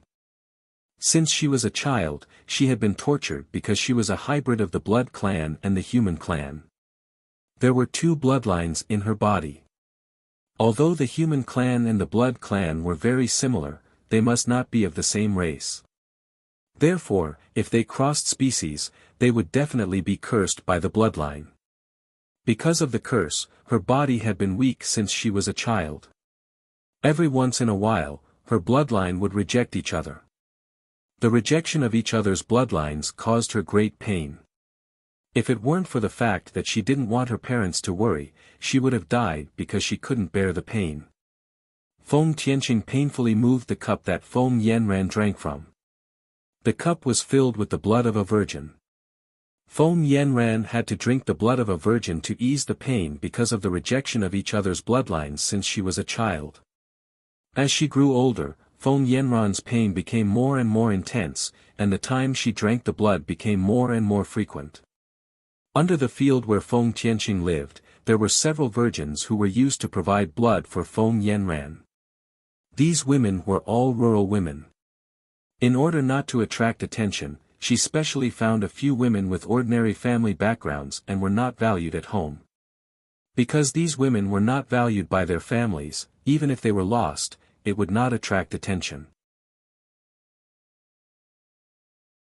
Chapter 439. Feng Tianqing was a very intelligent woman.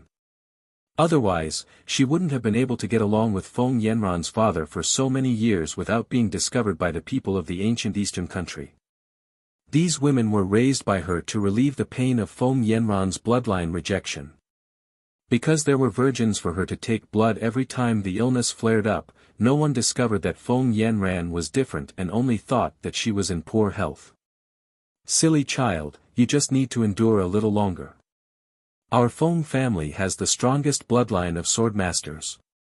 As long as you absorb the blood of the Feng family's experts, you will definitely be fine. Feng Tianqing touched Feng Yanran's hair, her eyes full of love. Mother, do you want me to absorb grandfather's blood? This won't do. Grandfather is so good to me, I can't do this. Feng Yanran was shocked. She had never thought of absorbing her grandfather's blood. Grandfather had always treated her better than anyone else. Feng Yanran instinctively rejected absorbing Feng Wuliu's blood. You child, your grandfather has always loved us mother and daughter the most. If your grandfather knew that sacrificing himself could save his precious granddaughter, he would definitely be willing to sacrifice himself for us mother and daughter. Feng Tianqing didn't doubt Feng Wuliu's love for her. Feng Wuliu's love for her was completely incomparable to her sister, Feng Tianjiao. Every time she saw Feng Wuliu being cold to Feng Tianjiao because of her, she felt extremely comfortable in her heart. Her mother's attitude towards her was extremely cold because of a divination and even wanted to kill her. She would never forget what happened that night. If it wasn't for her father arriving in time, she would definitely have died in the hands of the woman she called mother and the sister who had always been pampered by her mother. Fortunately, her father didn't believe in that divination and doted on her even more. As for Feng Tianjiao, because of the crime of wanting to kill her biological sister, she was disliked by Feng Wuliu. Their identities were swapped after their mother's death. She became the beloved daughter of the heavens, and Feng Tianjiao was regarded by everyone as an unruly, willful, and ruthless woman who couldn't even tolerate her biological sister. She originally thought that Feng Tianjiao wouldn't be able to accept the change in everyone's attitude and would cry and make a fuss. However, she didn't have any reaction. She didn't cry or make a fuss. She didn't even call out who Feng Wuliu and Feng Tianqing favored more. It seemed that other than their dead mother, she didn't care about anyone else. She originally thought that everyone's attitude would let her understand that she was the true genius of the Feng family. Unexpectedly, Feng Tianjiao had never given up on killing her. More than once, she had almost died in Feng Tianjiao's hands. Afterwards, she had no choice but to go to the Blood Moon Forest. She was afraid that if she didn't leave, she would fall into Feng Tianjiao's evil hands. It was also in the Blood Moon Forest that she met Yanran's father, the only man she had ever loved in her life. Her father could disregard Feng Tianjiao for her. Then, for his most beloved granddaughter, shouldn't he make a sacrifice? Fortunately, Feng Wulu didn't know that his own daughter was wholeheartedly thinking of letting his daughter absorb his grandfather's flesh and blood. If he knew, who knew if he would be angered to death? No, I can't watch grandfather sacrifice himself for me. Grandfather is an elder. I can't be so unfilial. Feng Yanran shook her head and rejected Feng Tianqing's proposal. You have to do it even if you can't. If you don't absorb all of your grandfather's bloodline power, you will die. Feng Tianqing looked at her daughter seriously and said. No, I won't die. Because I have a better goal. Feng Yanran suddenly smiled mysteriously. Are you talking about Fengwu and her little bastard child? Feng Tianqing asked suspiciously. Don't look at how Feng Tianqing always acted like she loved Fengwu very much at home. In fact, she was very disgusted by the fact that Fengwu was pregnant out of wedlock and didn't even know who her lover was. Fengwu was the daughter of her and the man she loved the most. Fengwu's child was definitely not born out of love. It was just the product of an affair. Feng Tianqing had always been a proud woman. How could she fancy a child born from an affair? My goal is Feng Yi. Feng Yanran said. Fengwu's son. Feng Tianqing didn't think that her daughter's goal wasn't Fengwu but her son. But the bloodline in Feng Ye's body shouldn't be pure enough. Absorbing his blood might not be of any use to you. Feng Tianqing said with some worry. No, Feng Ye's blood is very useful. He is the most intelligent child I have ever seen. The life energy in his body is so strong that it's unbelievable. I have never seen such a strong life energy in anyone. As long as I absorb all of the energy in that child, I believe that my body will be able to recover completely. Moreover, I will become much more powerful than you and father can imagine. Feng Yanran didn't know if this was an ability that only mixed bloods of the human race and the blood clan had. She could see through the powerful energy in Feng Ye's body. She instinctively knew that as long as she absorbed the child's life energy, it would be very beneficial to her. It was because of this reason that she was so enthusiastic every time she saw Feng Yi. She really wanted to get along well with that child. This way, she could absorb the child's energy without anyone noticing. Is what you said true? Feng Tianqing really didn't think that Feng Yi would be so useful. Ever since she returned to the Feng family, she had been thinking about whose blood she should let her daughter absorb. Feng Wuliu, Feng Tianqing, Feng Juntian, these were all within her range of choices. She had even considered Fengwu and Feng Ting. Feng Ting was only the daughter of a lowly girl. It was impossible for her to let her baby absorb the flesh and blood of such a thing. As for Fengwu, although everyone said that she didn't have any talent, she knew that Fengwu's talent wasn't any worse than Feng Juntian's. It was just that when Fengwu was very young, she had already treated Fengwu as a blood meal that could be absorbed by her daughter in the future. So in order to prevent Fengwu's strength from increasing, she fed her a medicine that could destroy talent when Fengwu was still testing her talent.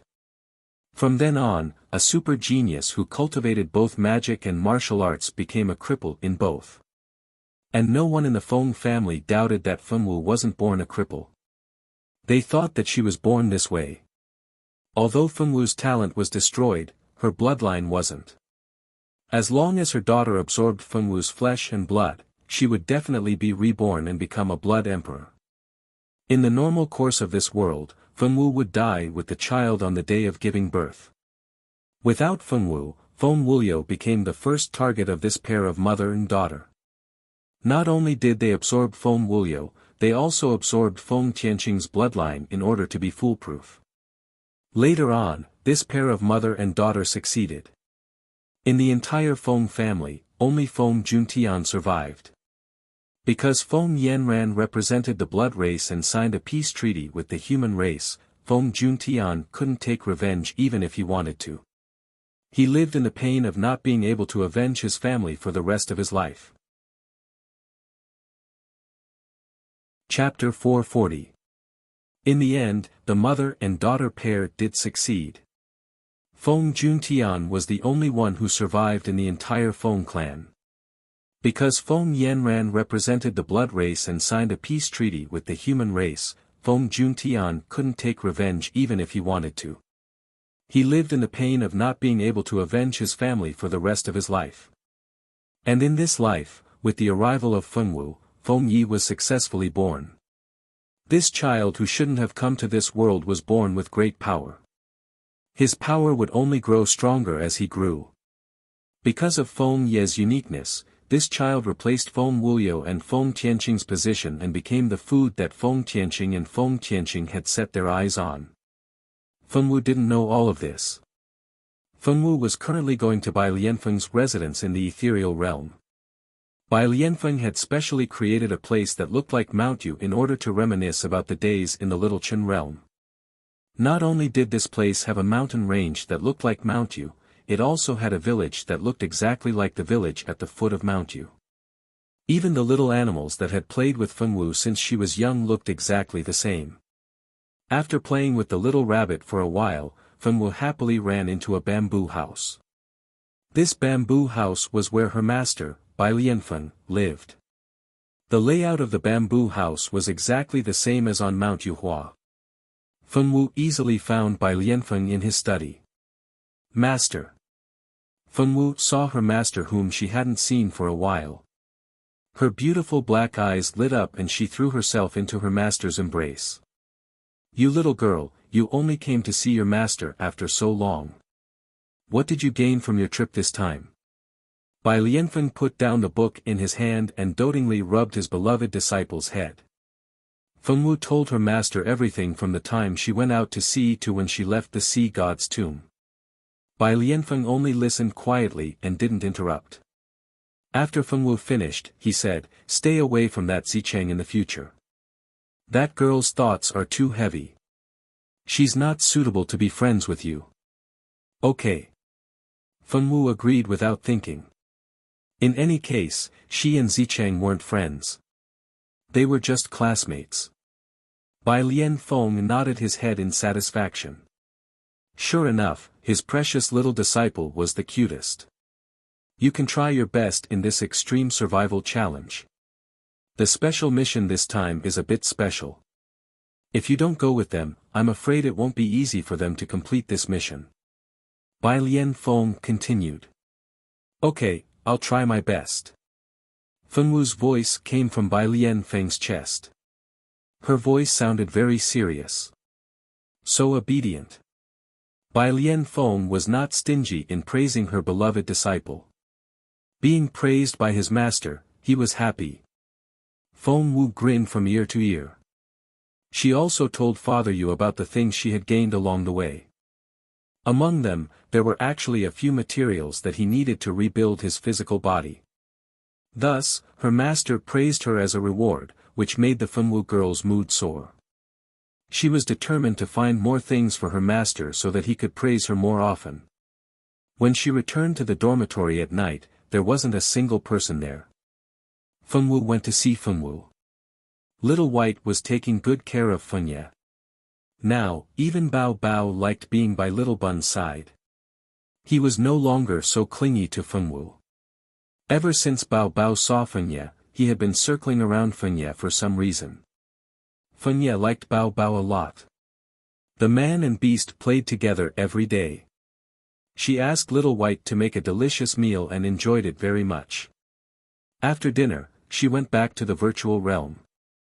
At this time, the team competition hadn't ended yet. However, there were more than 10 teams that survived. More than half of the students in the school had been eliminated. At this time, the vice president was still sitting on the stage. Beside him was still Taman Shah. As you can see, a month has passed since the start of the competition.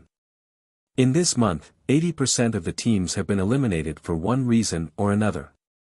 Now, there are only 11 teams left on the field. Each of these 11 teams is extremely strong. Which team will win in the end?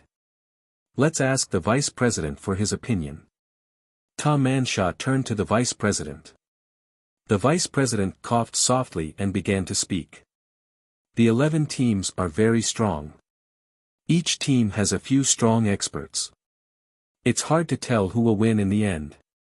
The vice president fondled his long white beard and said with a smile. Who wants to hear that from you? Ta Man Shah slowly pressed the cross on her forehead. All right, it's already night time in the arena. Let's make use of this time to interview our fellow students for their opinions. Hello everyone, I'm your senior, Olivia. I'll be doing the interview. A golden-haired beauty with golden eyes came up to them. She was holding a sound-amplifying device in her hand. Behind Olivia was a senior carrying a piece of equipment. The senior was able to run so fast even though he was carrying a piece of equipment. It was obvious that he was from the Swordmaster School. Everyone was wondering what the strange equipment was until they saw the people being interviewed appear on the screen. The screen was split into two. One half was showing the participants sleeping, while the other half was showing the interview. Hello, student. May I ask if you're one of the contestants for this year's competition? Olivia stopped a male swordmaster with her sound-amplifying device. She raised the device in front of the man and asked with a smile. Me? Yeah, I'm taking part in the team competition. The man was startled for a moment before he answered. Can you tell me why you lost in the team competition? Olivia asked. The man's expression suddenly shifted when he heard the question. He was infuriated. Isn't the reason why we lost in the team competition because a useless flower vase joined the team? That bitch, it's fine if she's useless, we don't expect her to lead the team, but she's not doing anything every day, yet she still has the ability to lure the monsters to her side to attack her. I wonder if that woman killed the entire family of those monsters in her past life. Those monsters kept chasing after her, and they couldn't stop once they saw her.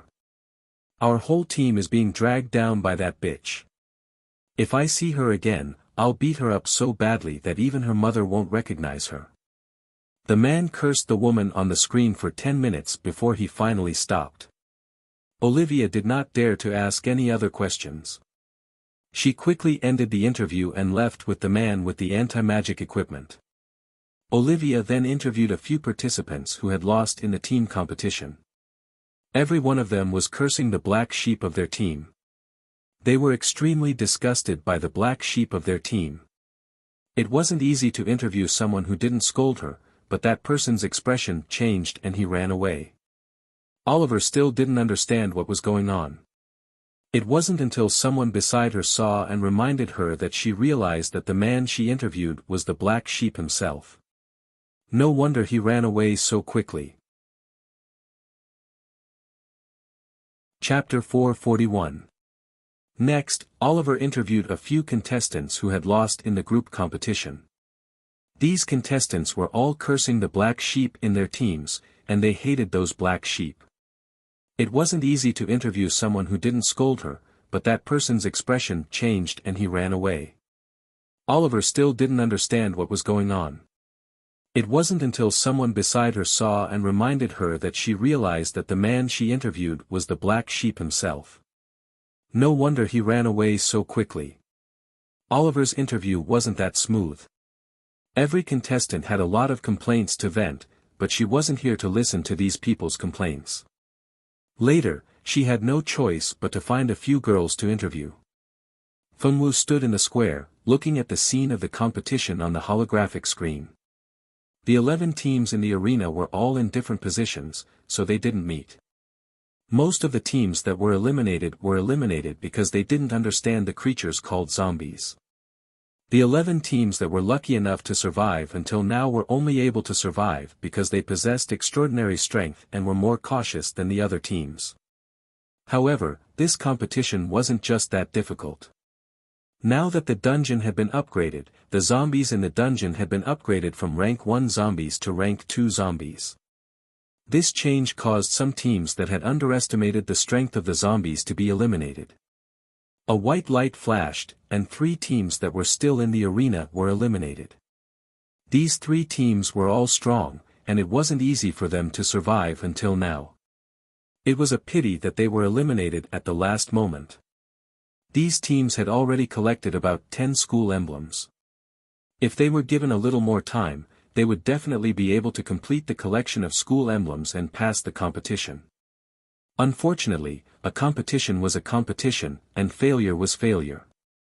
There were no ifs. Ming-Shi realized that the longer they stayed in the arena, the more difficult it would become. Ming-Shi wasn't the only one who realized this. Some of the teams that were still alive also realized this phenomenon.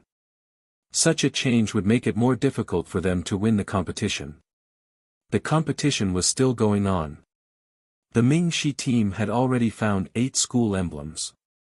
The further they went, the harder it was to find the emblems. They only needed 2 more emblems to complete the competition, but these last 2 emblems were the hardest to find. Ming-Shi's test was still to come. Fengwu ran out of the school and went to the streets to look for food. Notre Dame du Starlight's screen was still broadcasting the contestants' progress. A crowd had gathered outside the school to watch the show. After all, this was the mirage, so the school did not stop these people from watching. As long as they did not disturb the competition, it was not a big deal. Fengwu bought a bowl of sour plum soup when she left school. She didn't expect to meet 3 acquaintances. Xiao Wu. Tingyu waved her little hands excitedly as she rushed towards Fengwu and sat down beside Fengwu. Tingfeng and Pei Qing followed behind Tingyu and walked towards Fengwu happily. "Boss, a bowl of sour plum soup for Ol-san." Tingyu shouted loudly as she slammed the table. "Coming." The boss looked up and replied slowly. He got up and went to get the soup. TSK, shouting so loudly. "I thought she would order something good. Turns out it's a cheap drink like sour plum soup," the nearby customers muttered softly. This was a small shop that sold drinks. There were all kinds of drinks in the shop, and the cheapest one was the popular drink like sour plum soup. A cup of sour plum soup only cost 2 copper coins. Because the production of sour plums was very cheap, it could not be sold for a high price. A bunch of poor people. Why would they come here to drink when they had no money? Look at them, they were drinking fragrant fruit tea and fruit juice. Sour plum soup was for the poor. Tingyu and the other 2 did not care about the subtle looks that others were giving them. They were still immersed in the excitement of seeing Fengwu. No matter what others said, they just pretended not to hear. Tingyu, Tingfeng, big brother Pei Qing. Fengwu was pleasantly surprised to see her 3 friends whom she had not seen for a long time. "Xiao Wu, long time no see. Where have you been all this time? We couldn't find you and Captain Ajur." Tingyu complained softly. "Yeah, we couldn't find you." Tingfeng also drank a big mouthful of the sour plum soup served by the boss. "We watched your competition. It was very good. If you didn't meet someone who was dragging you down, Xiao Wu would definitely succeed." Pei Qing felt a little sorry for Fengwu. If it was an individual competition, Fengwu would have performed better. Unfortunately, it was a team competition, which was very disadvantageous for Fengwu. Fengwu answered Tingyu's question and told her about their trip to the sea. She also told Pei Qing and the others about Death Island, Sea God's Tomb, and Bewitching Wind Island. Pei Qing and the others never dreamed that Fengwu would experience so many things after not seeing her for a while. Every incident she encountered sounded extremely dangerous, but she managed to overcome them all. If they were the ones who encountered her, they would not be confident that they could survive. Pei Qing and the others were shocked by Fengwu's experiences. They felt that the missions they had accepted recently were not dangerous at all compared to what Fengwu had encountered. Pei Qing also told Fengwu about the missions they accepted and the interesting things they encountered during the missions. Pei Qing and the others' lives were also very exciting. They looked for pets, caught adulterers, and eliminated bandits. As long as they could earn money, they would do these missions. Of course, Pei Qing and the others accepted the missions according to their abilities. They would never challenge any difficult missions. The 3 of them were people who cherished their lives. By the way, Xiao Wu, we accepted a new mission. Are you interested in doing it with us? This mission was issued by an old lady. That old lady suspects that her daughter-in-law is not human, so she wants to ask adventurers to help her find out the truth. Xiao Wu, do you want to come with us? Tingyu held Fengwu's hand and asked cutely. Do a mission? Fengwu blinked. The individual competition would start in 10 days, so she could go. She nodded and agreed. Pei Qing and the others cheered and agreed to meet at the school gate tomorrow morning. Fortunately, the students of the Swordmaster department did not need to memorize so many spells. As long as they scored high enough in actual combat during the exam, the teachers would not mind if their students accepted missions. After all, the Swordmaster was a combat profession. Only in actual combat could they truly grow. After Fengwu and Tingyu discussed the time, they went down the virtual realm to ask for leave from the teacher.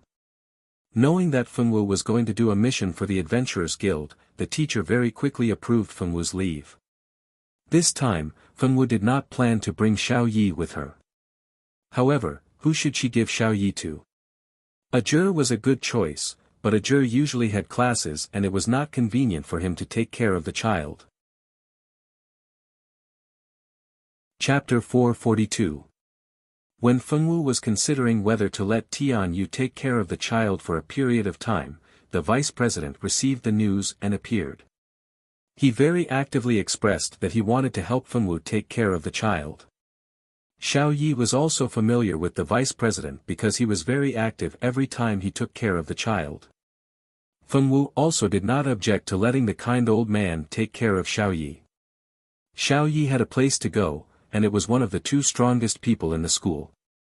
Fengwu could rest assured about Xiao Yi's safety. The next day, she put Xiao Yi in the vice president's arms. She took the baby Rui beast and waved to Xiao Yi and left the school. Ajur also wanted to go, but for some reason, he could not leave the school. This made Ajur depressed and could only watch Fengwu and the three unreliable animals leave together. Fengwu's departure attracted some people's attention, but most people's attention was on the extreme survival challenge.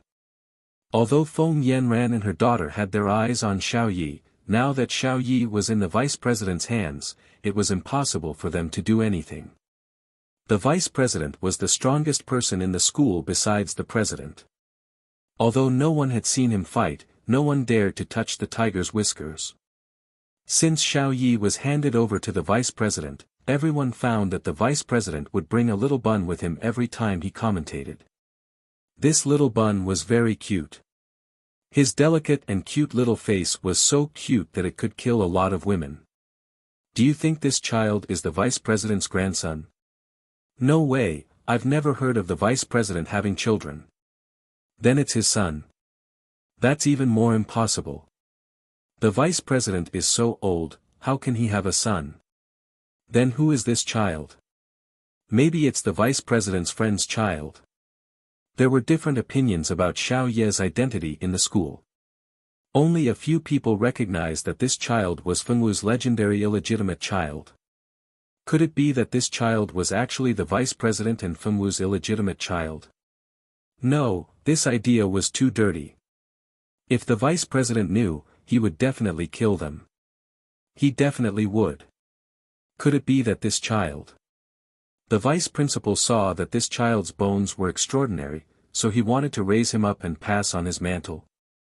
This guess was accepted by many people, although they really couldn't see what kind of talent this little bun had to be able to catch the eye of the vice principal who had seen countless geniuses. Regarding these guesses, the vice president did not say anything. Let them guess. Anyway, he had already made up his mind. He would not say anything. If they had the ability, they could go ahead and guess. Fengwu did not know what had happened at school because of Xiao Yi. They had now arrived at Count Nicholas's castle through the teleportation portal. Outside the castle, a middle-aged man who looked like a butler led them through a hidden passage to a tall tower. "Madam, the adventurer who accepted the mission has arrived." The housekeeper knocked on the door and walked in, respectfully reporting to the elegant old woman in the room. "Let them in." An old voice with the vicissitudes of time came from the door. Pei Qing and the others stood quietly outside the door. They waited until a maid came to lead them in, and then they followed in. "Hello, esteemed old madam." Pei Qing represented everyone and led them to greet the old madam. "No need to be so polite." The old madam's voice came. Fengwu and the others looked over, only to find that the woman sitting on the sofa not far away did not look old. She looked to be in her 50s. Although there were traces of age on the old madam's face, they were not heavy. However, her old hair had turned white, and there seemed to be a hint of melancholy in her eyes. "Now that you've accepted my quest, I'll explain the quest's requirements. I hope you won't disappoint me. I only listed the quest's reward at the Adventurers Guild so that it wouldn't attract too much attention. If you can complete the quest, I'll increase the reward to 120,000 gold coins, 120,000 gold. So much." As expected of Count Nicholas's mother, she was rich. Speaking of Count Nicholas, he was a famous golden bachelor. Not only was he rich, but he also had power. He was the current castellan of Rain City. Rain City was famous because it rained for most of the 4 seasons. Because of the abundant rain, the crops here grew very quickly, and it was considered a very rich city. As the castellan, Count Nicholas was only 30 years old. Not only was he handsome, but he was also rich and had a respectable status. He was popular with many girls. However, such a popular golden bachelor had never been involved in any scandals with the people who had accepted the mission. Everyone who knew about him found it unbelievable. No matter what others thought, the Count seemed to have no interest in women. Other than dealing with the affairs of the city, he rarely came into contact with women. Until one day, Nicholas suddenly brought back a beautiful woman and was deeply infatuated with her. The two of them got married less than a month after they met. This sudden wedding shocked many people. Pei Qing also heard about it. At that time, they were still wondering what kind of beauty could make a man who had seen countless beauties and not be moved by her eagerly marry her. They didn't expect that less than half a year after the wedding, they would receive a mission from Count Nicholas's mother, and this mission was related to her daughter-in-law. Could it be that mother-in-law and daughter-in-law were really natural enemies? Because she didn't want to be replaced by this woman in her son's heart, she wanted to find trouble with her daughter-in-law? Or was there really something wrong with the new countess? No matter which possibility it was, it didn't have much to do with the adventurers who accepted the mission. What they had to do was find a way to find out the truth and collect the money. Then, the old lady told Fengwu and the others about her suspicions about her daughter-in-law. It turned out that after his daughter-in-law married into the family, Count Nicholas had changed. He didn't like to go out and stayed in the castle with his wife all day long. He also didn't like to deal with political affairs. In the past, although Nicholas didn't love his people like his children, he was definitely a good castellan who worked seriously and responsibly. But now, he didn't deal with any affairs and left all the affairs to the deputy castellan. The deputy castellan was Nicholas's good brother who had grown up with him. The first person to notice that something was wrong with Nicholas was the deputy castellan. In addition, he was locked in the room with his wife all day long. His body was getting weaker day by day, and now he was even bedridden. Even the old lady, his mother, couldn't see her son every time she wanted to. Chapter 443. Nicholas seemed to be very infatuated with his wife.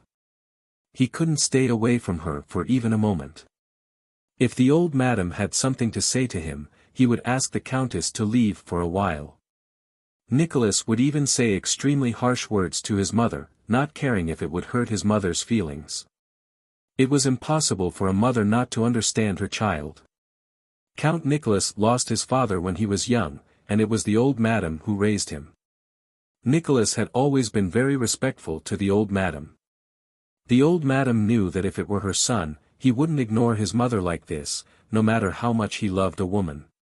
At that time, the old madam had already begun to suspect that her son had been plotted against. In addition, Nicholas's good brother, the deputy castellan Worth, also said that Nicholas's recent behavior was very abnormal.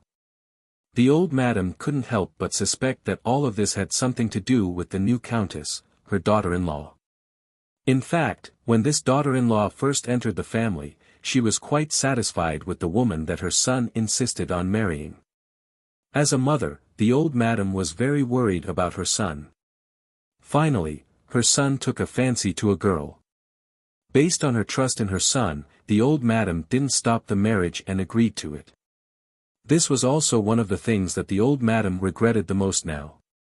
If she had investigated the woman's identity a little back then, all of this might not have happened.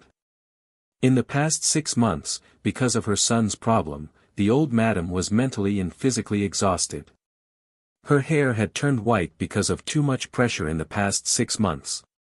In fact, Feng Wu and the other 3 weren't the first group of adventurers that the old madam invited.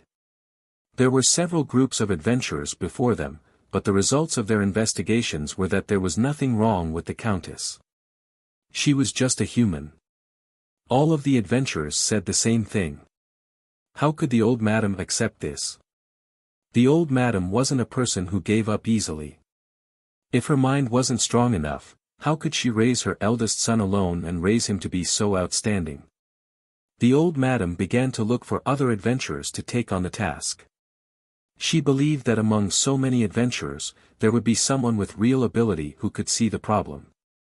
Therefore, this task was not so much to investigate the old madam's daughter-in-law, but to investigate whether the reason for Count Nicholas's change had anything to do with her daughter-in-law. If her son's problem could be solved, the reward would be increased even more. This was not a small amount.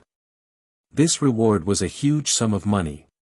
For the sake of the reward, the 4 of them accepted the mission and were arranged to enter Count Nicholas's castle as servants to carry out the investigation.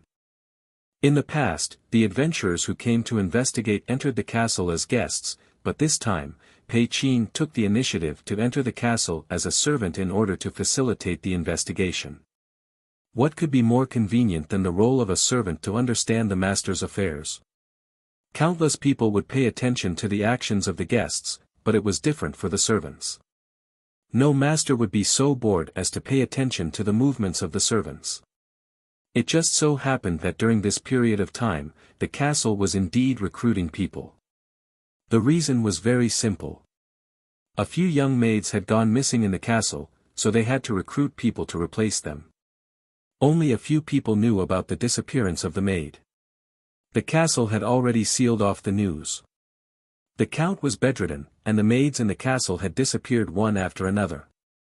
It was no wonder that the old madam suspected her daughter-in-law. This woman was indeed too suspicious. This time, a total of 4 female servants and 2 male servants were recruited. Needless to say, Feng Wu and Ting Yu took up 2 places, and the remaining 2 male servants were naturally taken up by Ting Feng and Pei Qin. The 4 new maids were assigned to a room.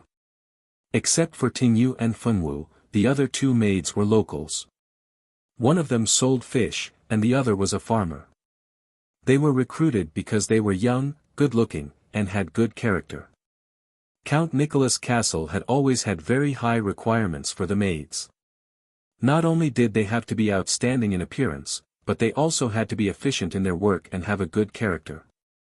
Because of the high requirements, they were treated well.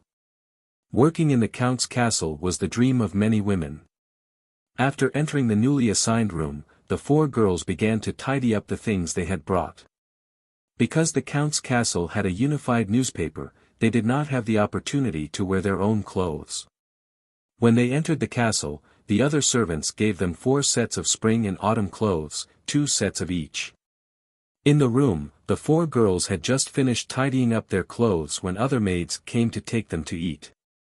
Meals in the count's castle were always after the count's family had eaten, and the servants all ate from the same pot.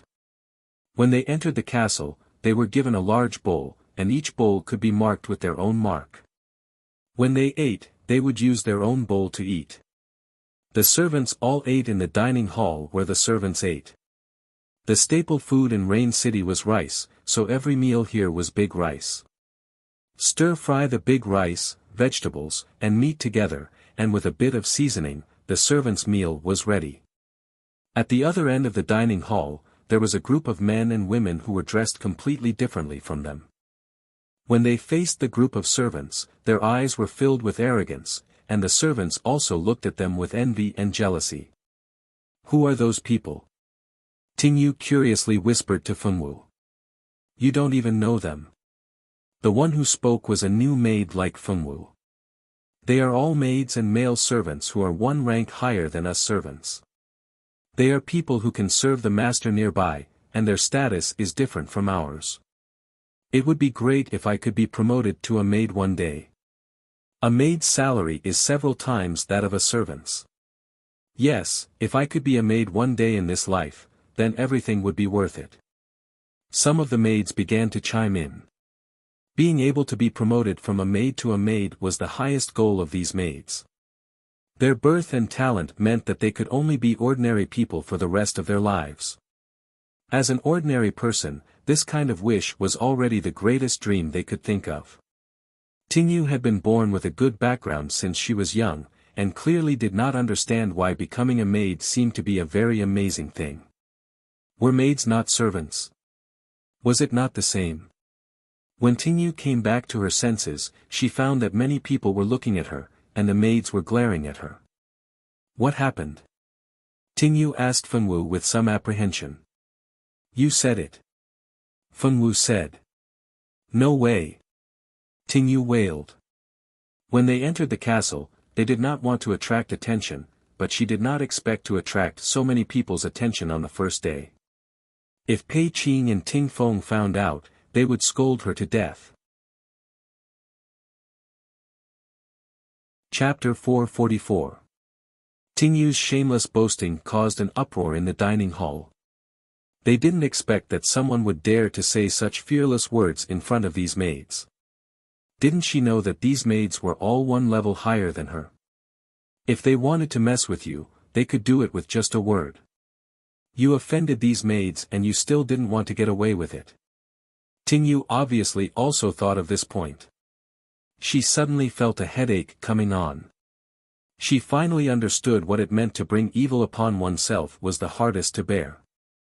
But it seemed that she understood a little, Tingyu thought with a face full of tears. Who is this person? She really doesn't have a brain. She even dares to offend the maids. She seems to be a newcomer. She has such poor eyesight. I don't know why the steward recruited her. The maids chose to listen to the rain and pointed at it, whispering non-stop. You don't have to lower your voice, I can hear you. Compared to these scum maids, Tingyu's hearing was not what these maids could imagine because she had been practicing since she was young. Even if they deliberately lowered their voices, Tingyu could still hear them clearly. Look who this is. So it's a lowly maid.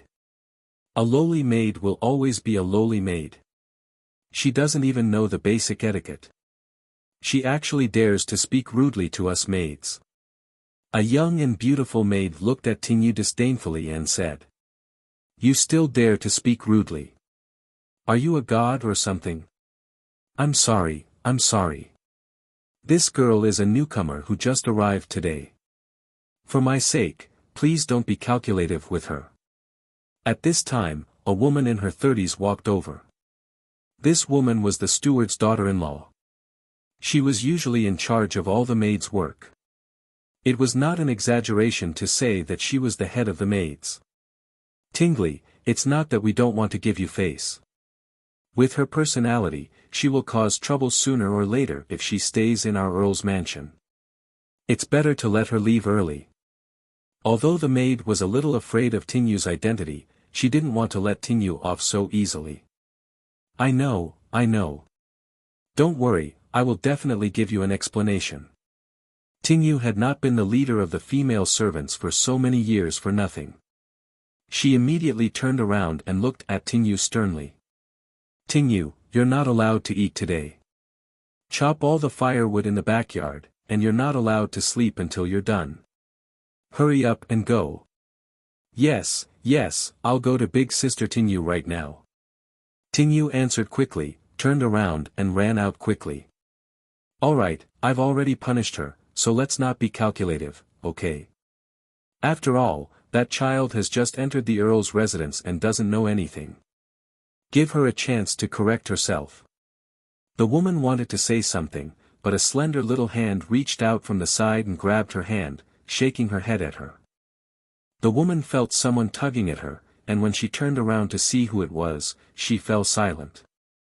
"Since Big Sister Tingli has already said so, of course we won't pursue the matter any further. However, that girl's temperament seems to be a little unstable. I hope Big Sister Tingli can keep her in check, lest she offends Master in the future." Alright, I'll definitely take care of that girl later. Let's eat, let's continue eating." Big Sister Tingli laughed and left. Fengwu watched from the beginning to the end but didn't say anything. Pei Qing had said that they came in to investigate the Earl's wife, so they had to endure whatever they encountered and not act rashly and alert the enemy. Therefore, Fengwu had been silent and didn't say anything. Similarly, Pei Qing and Ting Feng didn't say anything. Since Tingyu had already been noticed, they, the remaining people, couldn't attract any more attention. Therefore, everyone just watched from the side and didn't have any intention of coming forward to help. After eating a tasteless meal, Fengwu left the dining hall to find Tingyu. The few maids who had caused trouble for Tingyu also left the dining hall shortly after Fengwu left. "Lamia, why did you stop me just now?" "That girl called Tingyu, I don't want to let her off so easily." "Chris, I stopped you for your own good. No matter what, Tingli is the daughter-in-law of the butler. Offending her won't do you any good," Lamia said. "Lamia is right. Chris, you were too impulsive just now. It's simply too easy to kill a servant. You don't have to go against Tingli because of a servant." The maids on the side also all came up to persuade her. "The butler is nothing. Who doesn't know that the real master of the house is the madam? The butler is the old madam's person and has long been overtaken by the madam's power." Chris thought about the butler's somewhat fearful face. After thinking about this, she relaxed and said. Hearing her say this, the other people's faces changed greatly and they quickly pulled her away. When they reached a place where there was no one, Lamia shook off her hand. "Chris, are you crazy? How dare you speak like this outside? If you don't want to live, don't drag us into the house." Lamia didn't expect this Chris to be so brainless. The madam wanted to suppress the old madam by overriding the butler. Who couldn't see this matter? She was right, but no one said anything.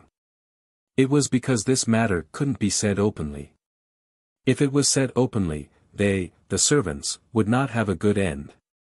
Whether it was the madam or the old madam, neither of them were women to be trifled with. Although the old madam looked weak, she was the count's mother after all. If they dared to be disrespectful to the old madam, the madam would not forgive them. The madam would never allow any words that would harm her reputation to spread. It didn't matter if one or two of them died. No one would say a word more for their lives. In fact, that Tingyu didn't say anything wrong. Although the maids seemed to have infinite glory, as long as they took a wrong step, they would die. In the end, no matter how glorious a servant was, they were still a servant. As long as they couldn't be masters, they had to live under the whims and wrongs of others. The other maids were also pale. How could they not think of what Lamia could think of? It was because they thought of it that they were so angry at Chris. Chris also knew that she had said something wrong this time, so she could only apologize dejectedly and didn't dare to speak carelessly. In the end, whether the butler stepped down or not, it was too easy to kill a little maid like her. It was all because she was too angry just now that she spoke carelessly. It was all that servant's fault. If there was a chance, she would definitely teach that servant called Tingyu a lesson. Tingyu didn't know that she had been targeted by a narrow-minded woman called Chris. She was still chopping wood in the backyard. There was a large woodshed in the backyard of the count's residence. Tingyu was chopping wood here. Tingyu had learned swordsmanship since she was a child. Her physique was excellent. If it weren't for the fact that she had to hide her identity and was afraid of being targeted, she would have already used Do Chi to chop the wood. Chapter 445. There was a large firewood shed in the backyard of the Earl's mansion. Ting Yu was chopping firewood here. Ting Yu had been learning swordsmanship since she was a child. Her physique was excellent. If it wasn't for the fact that she had to hide her identity, she would have used her Do Chi to chop all the firewood. Feng Wu walked over to help Ting Yu chop the firewood. The two of them chopped for more than an hour before they finished chopping all the firewood. After returning to the room, the other two maids who were originally sitting together and talking with them immediately dispersed when they saw them coming in. They returned to their own beds and sat down, ignoring the two of them. Ting Yu was originally different from them. This time, she entered the Earl's mansion to complete the task and get the reward. Of course, she didn't care about how these maids looked at her. The four girls in the room were divided into two groups.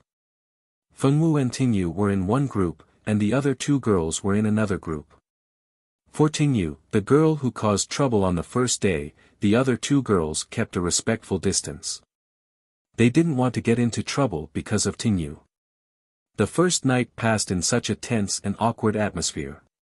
The next day, the four newcomers began to arrange their work. Feng Wu was arranged to do the cleaning work. She was mainly responsible for the area on the second floor. Ting Yu was arranged to help in the kitchen.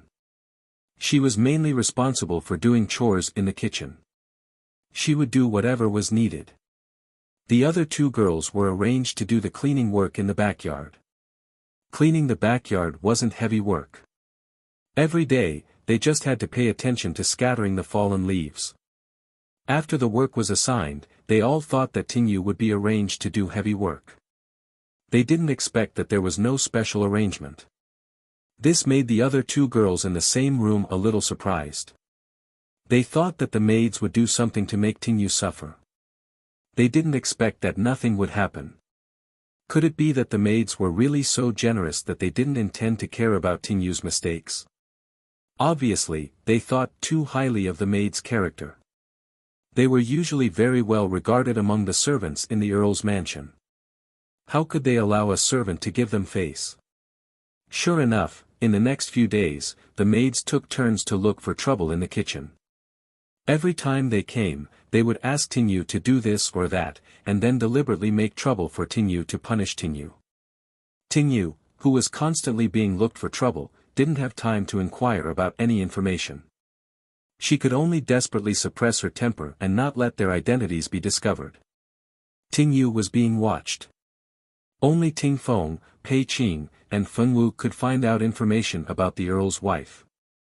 Because Pei Qing was a man, it wasn't easy for them to inquire about the Earl's wife. Therefore, they mainly put the pressure on Feng Wu.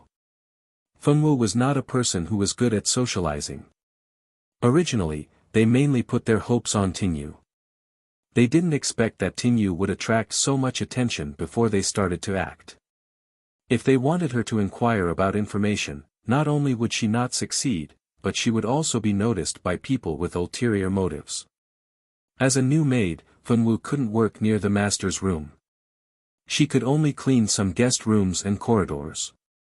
It had been 3 days since the three of them entered the Earl's mansion, but they didn't find anything.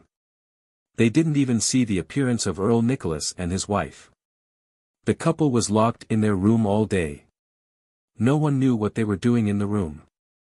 They heard that the Earl's wife would occasionally come out to give some instructions, but Feng Wu didn't see the legendary Earl's wife even once.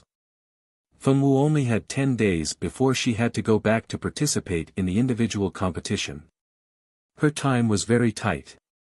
Therefore, Feng Wu was quite diligent in investigating the Earl's wife. How did she work so hard? Let's take a look now. Scene 1. Why are you here? This is the floor where the Earl and his wife live. No one is allowed to come up without being summoned. Why are you here?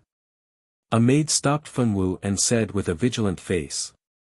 Big Sister Tingli asked me to come to the 4th floor to clean. Fenwu said with a serious face as she carried a bucket and a rag. This is the 5th floor. The 4th floor is below. The maid pointed downstairs and said angrily. Oh. Fenwu nodded and went downstairs with the bucket. The plan to sneak into the Earl's couple's room pretending to be a cleaner failed. Scene 2, the Earl's wife didn't say that he wanted to eat pastries. Who told you to bring them up without permission? The maid stopped Fenwu and questioned. The kitchen just made some pastries. The Earl's wife asked me to bring them over for the Earl to try, Fenwu said with a poker face. The Earl's wife asked you to bring them over. Eat them and let me see. The maid looked at Fenwu suspiciously. Fenwu didn't say anything and ate one with relish. After a while, the plate was empty. Maid, Fenwu, it's delicious. The plan to get close to the target by pretending to deliver pastries failed.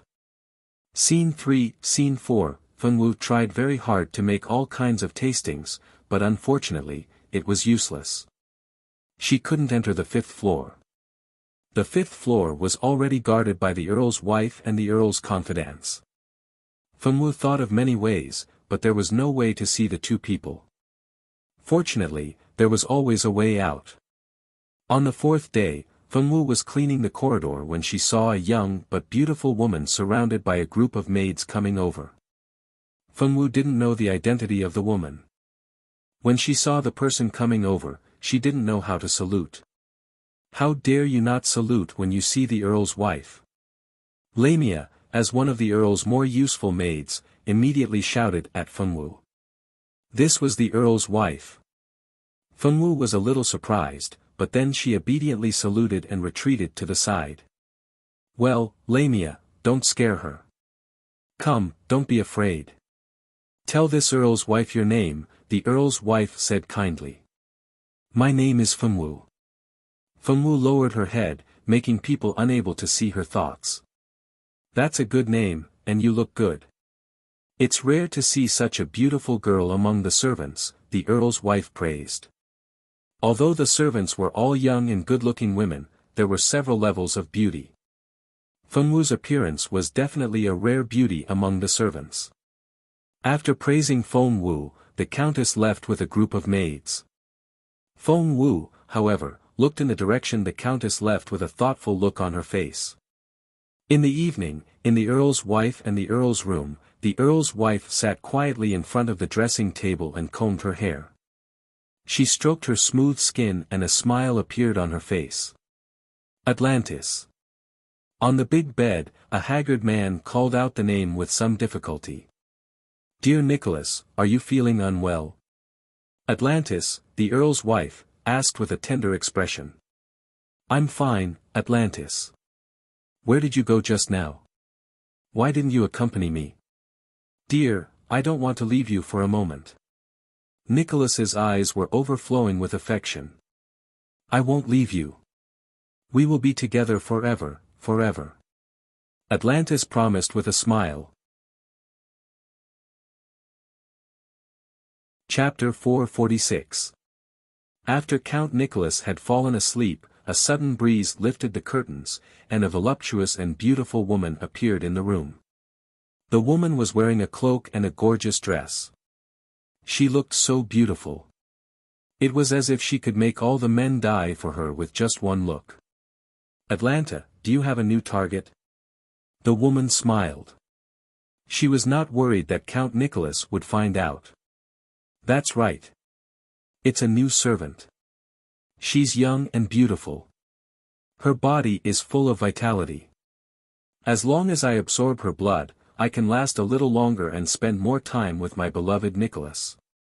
Atlante looked at the man she loved most tenderly. For this man, she would not hesitate to sell her soul to the devil. I like women like you. In order to achieve your goal, you don't care about anything else. But don't forget that I helped you get the man you love, and you haven't finished what you promised me. The woman played with her jade-like fingers and said carelessly. Don't worry. I'll do what I promised. I won't go back on my word. Atlanta poured herself a glass of red wine and tasted it carefully. Okay. I'll wait for your good news. The woman smiled with satisfaction. She turned into a bat and flew into the night sky. After the woman left, Atlante walked to the bed and slept next to Nicholas. She was originally a noble lady, but fate had turned her from a noble to a commoner.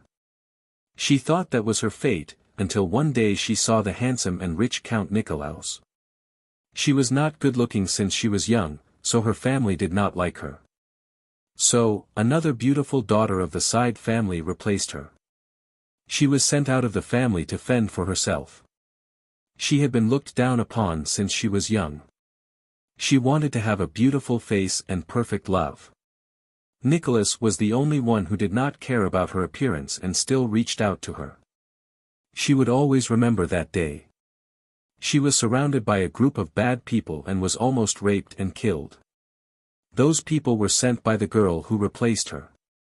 That girl was afraid that her parents would change their minds and take her back, so she wanted to find these people to destroy her so that she could never be recognized again. In fact, she was overthinking things.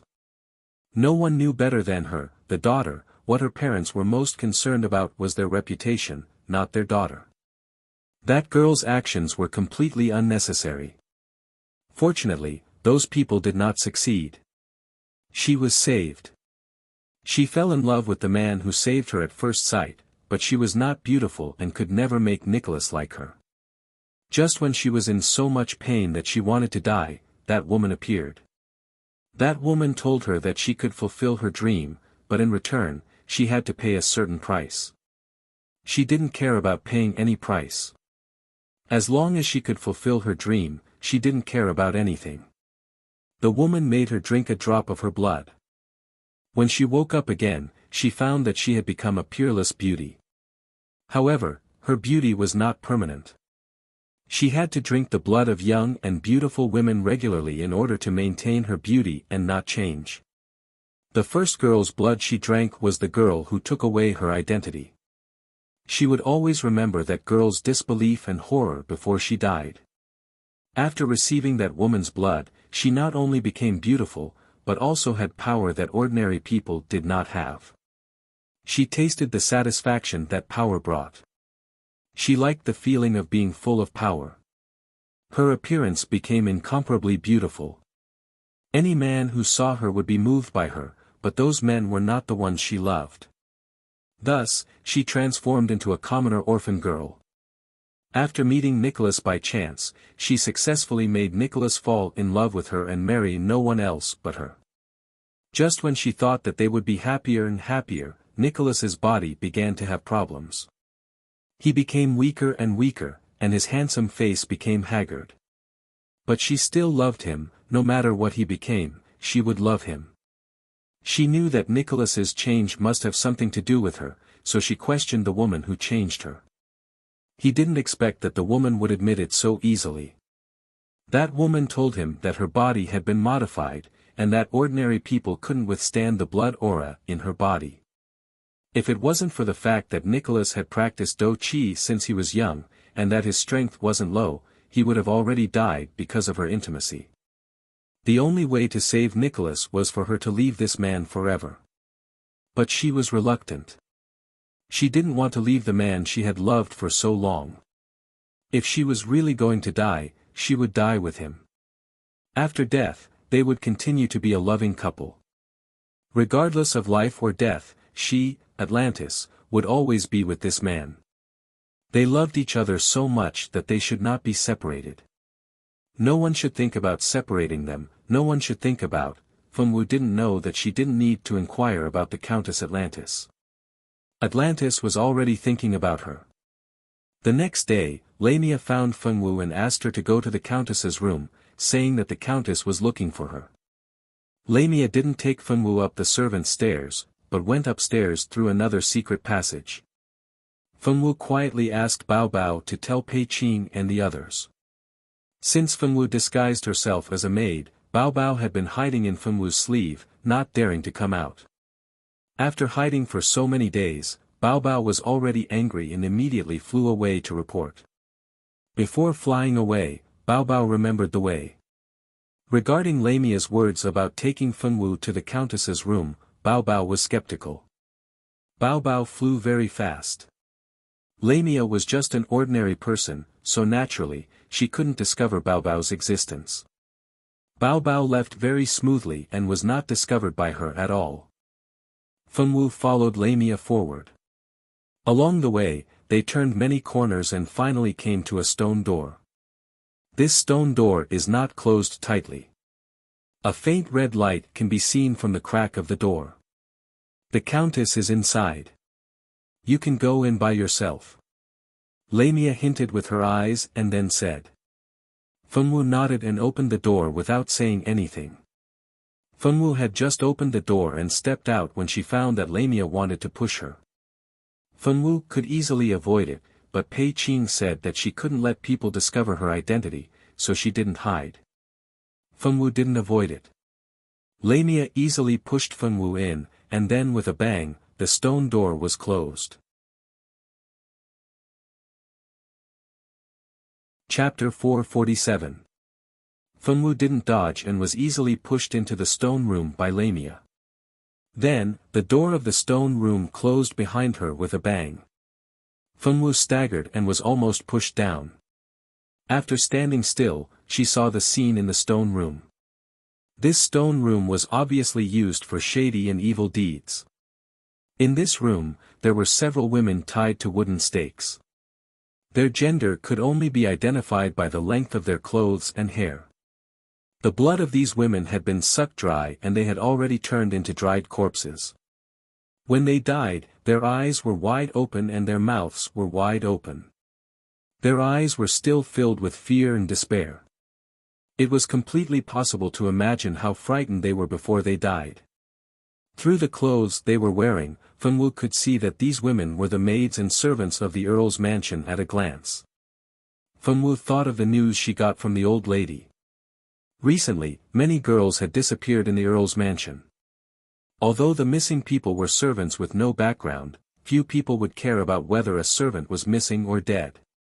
In addition, the steward and Madame Atlantis deliberately concealed the truth.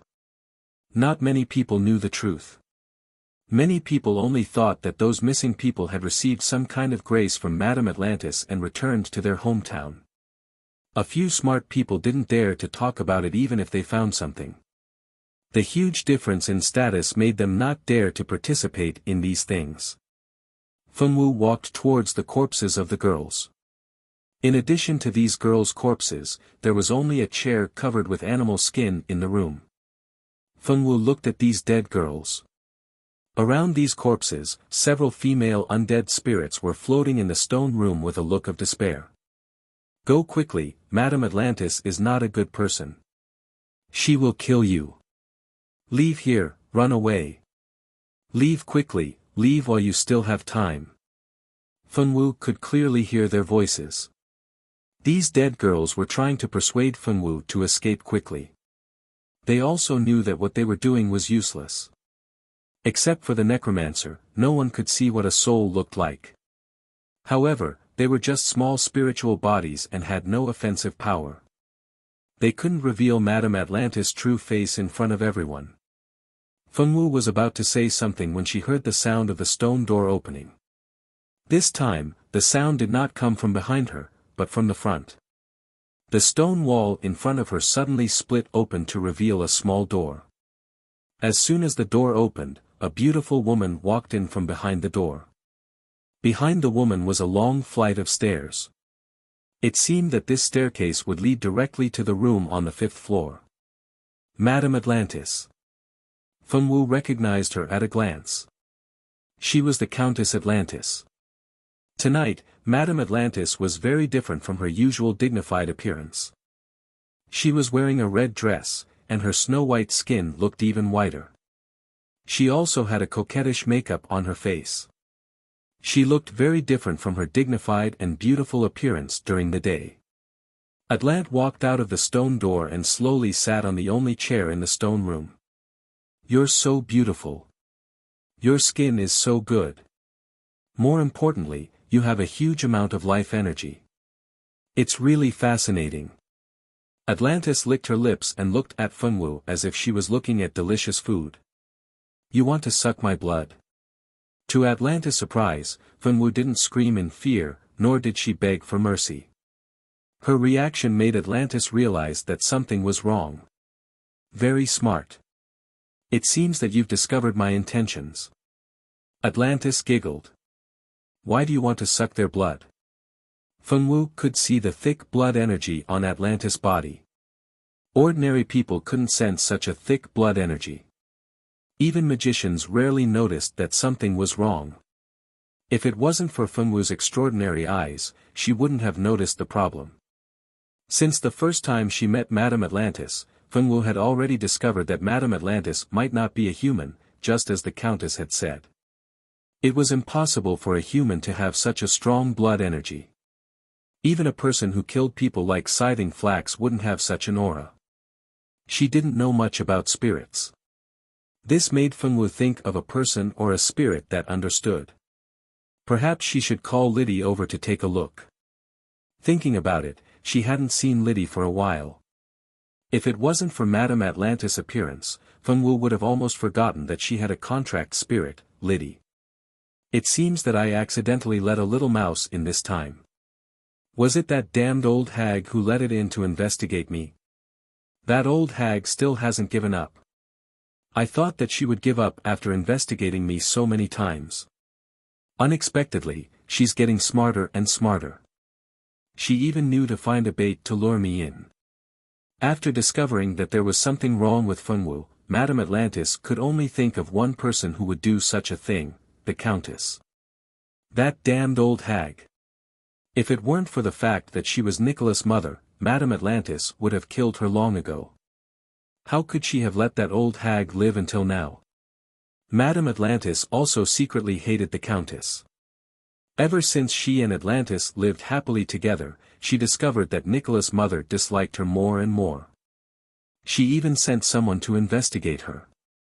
Fortunately, Madame Atlantis was smart enough to discover the signs early on.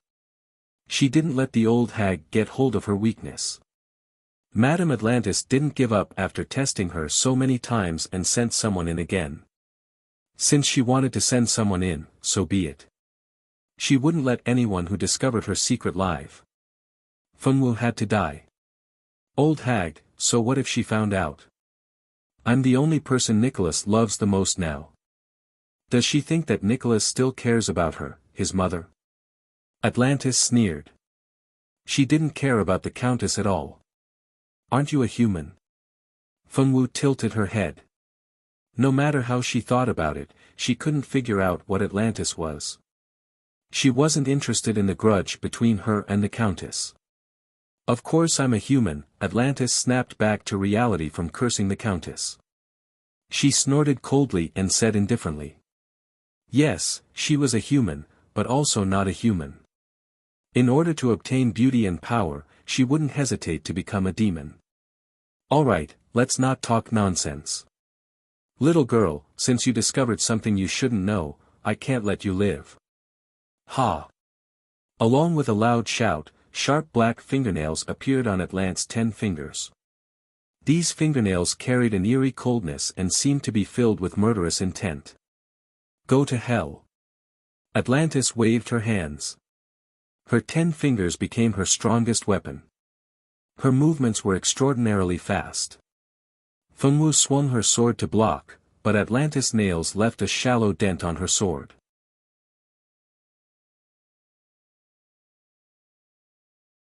Chapter 448. Fenwu frowned. She didn't expect her nails to be so powerful. Atlantis didn't change her attack. She moved quickly like a ghost. If Fenwu reacted a little slower, she would have been killed by her claws. At the same time, Bao Bao successfully flew out to report the news. Ting Feng and Pei Qing went to help Fenwu take down Madame Atlantis, who had ulterior motives. Ting Yu took the opportunity to go to the 5th floor to see what had happened to Count Nicholas. There were many maids guarding the 5th floor today. No matter how many maids there were, they were still ordinary humans. It was impossible for them to beat Ting Yu, who was a sword master. Zhong Yu's strength was not bad. She didn't feel any pressure when dealing with these maids. She didn't kill them. She just knocked them out and let them have a good rest. After knocking everyone out easily, she opened the door to the master bedroom. There was a big bed in the room. A skinny man was lying on the bed. There were dark circles under the man's eyes. He looked haggard and didn't look like he would live for long. Damn! Isn't this too vicious? Tingyu's background wasn't low. Her mother had a special ability, so she could easily see what happened to the young and promising Count. Count Nicholas, who was famous among the younger generation, was actually affected by an evil charm that had been lost for a long time. She didn't know how the Count fell for it, but she knew that this kind of charm technique was extraordinary. In fact, the charm that Nicholas was affected by was not a real charm. It could only be said to be a fast version. This charm was obviously done with the help of external forces. The charm that was cast by external forces was more harmful to the human body. It was normal for Nicholas to look like he was about to die. To use this kind of seduction technique, one would need the help of a male and female seduction bug. The female seduction bug would allow the host to be reborn, becoming more and more beautiful and charming, making it easy for men to fall in love with her.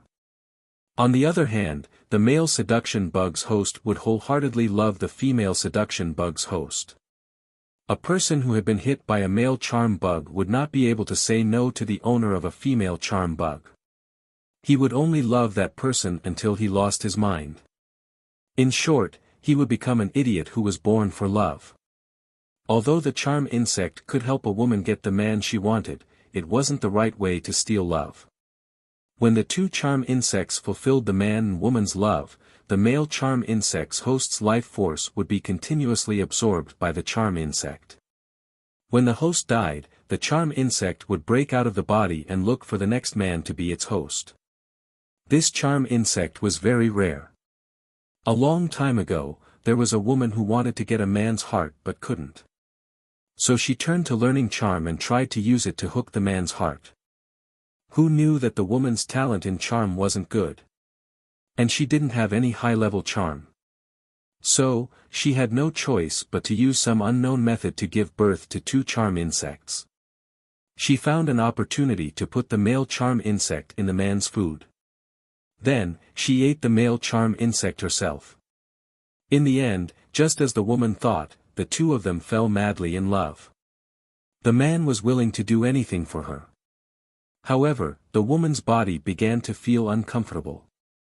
The charm insect gave her a beautiful face, but it also needed to feed the young woman's blood to maintain its beauty.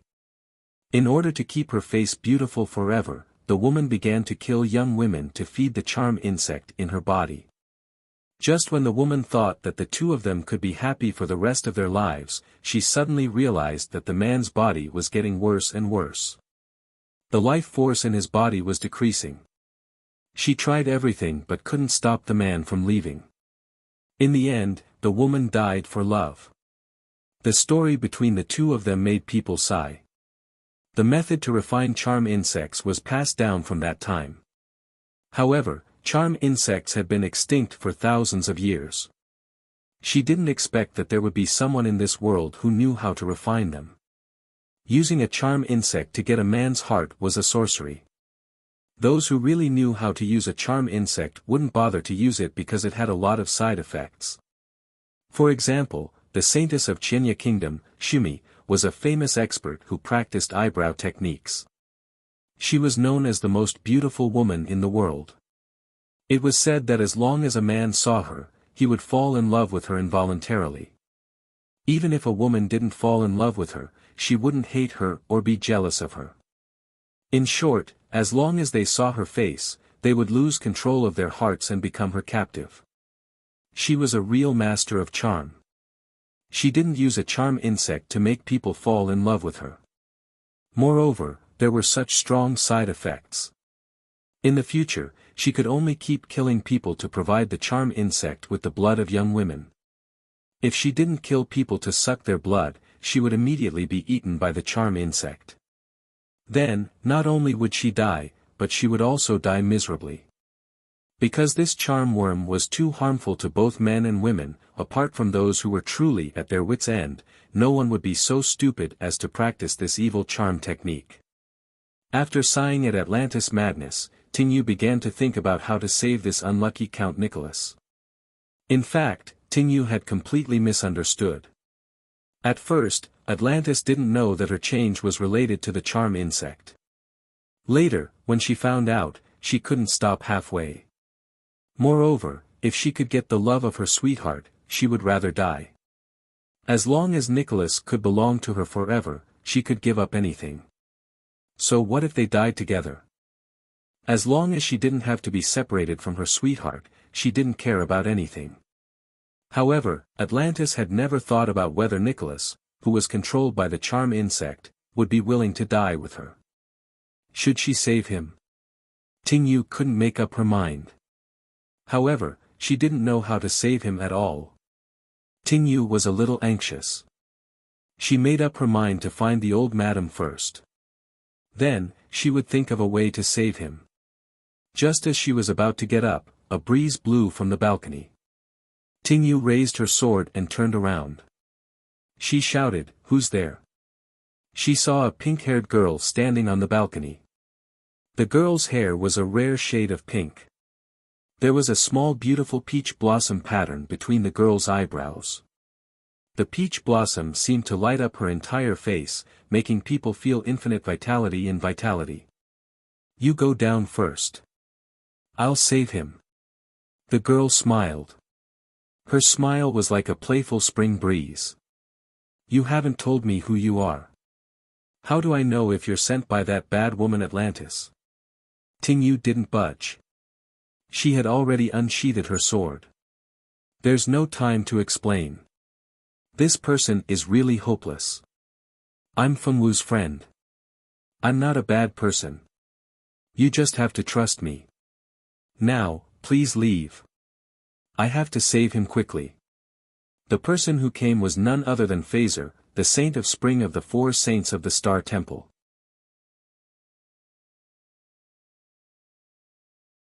Chapter 449. There's no time to explain. If we wait any longer, this person will really be hopeless. I'm Fengwu's friend. I'm not a bad person.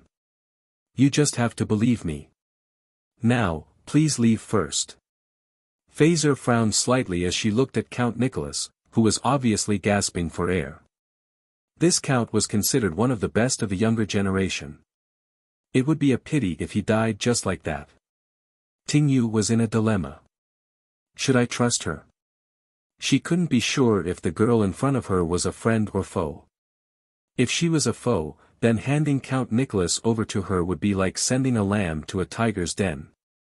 If she was a friend, then she might be able to find a way to save this unlucky count. Life and death in a single thought really wasn't easy to deal with. Tinyu thought about it again and again. In any case, this count was about to die, so she might as well gamble on this slim chance of survival for him. It's decided then. Tinyu didn't waste any time. She nodded and said, "All right, I'll trust you this time. I hope you really have a way to save Count Nicholas. The reward for saving him would definitely be doubled." Tinyu suddenly felt a little excited at the thought of doubling the reward. With that, she walked out of the room and closed the door behind her in silence. The maids outside had collapsed on the ground. She casually leaned against the door, waiting for the good news.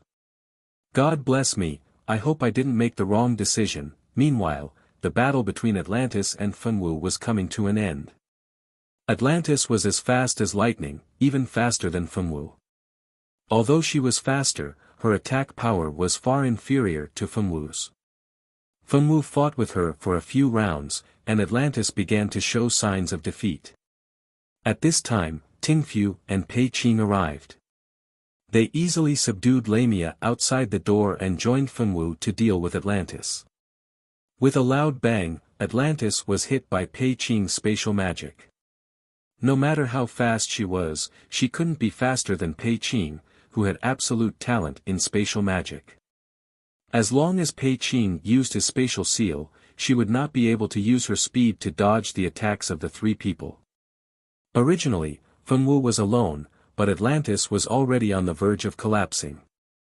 After being attacked by Pei Qing and Ting Feng, she was immediately seriously injured.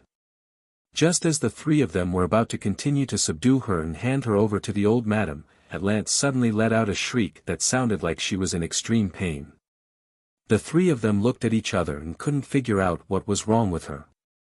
The three of them didn't try to kill her, so logically speaking, they shouldn't have caused her such pain. Could this be an act? As soon as the suspicious Pei Qing thought that, he realized that he was wrong. Atlantis fell to the ground and kept twitching. She looked like she had epilepsy. White bubbles flowed out of her mouth, and there was a pink worm mixed in the bubbles. As soon as this insect appeared, it let out a series of miserable insect cries. "Be careful!" Ting Feng roared and flattened the insect that just crawled out of Atlantis' mouth with a stomp. Ah!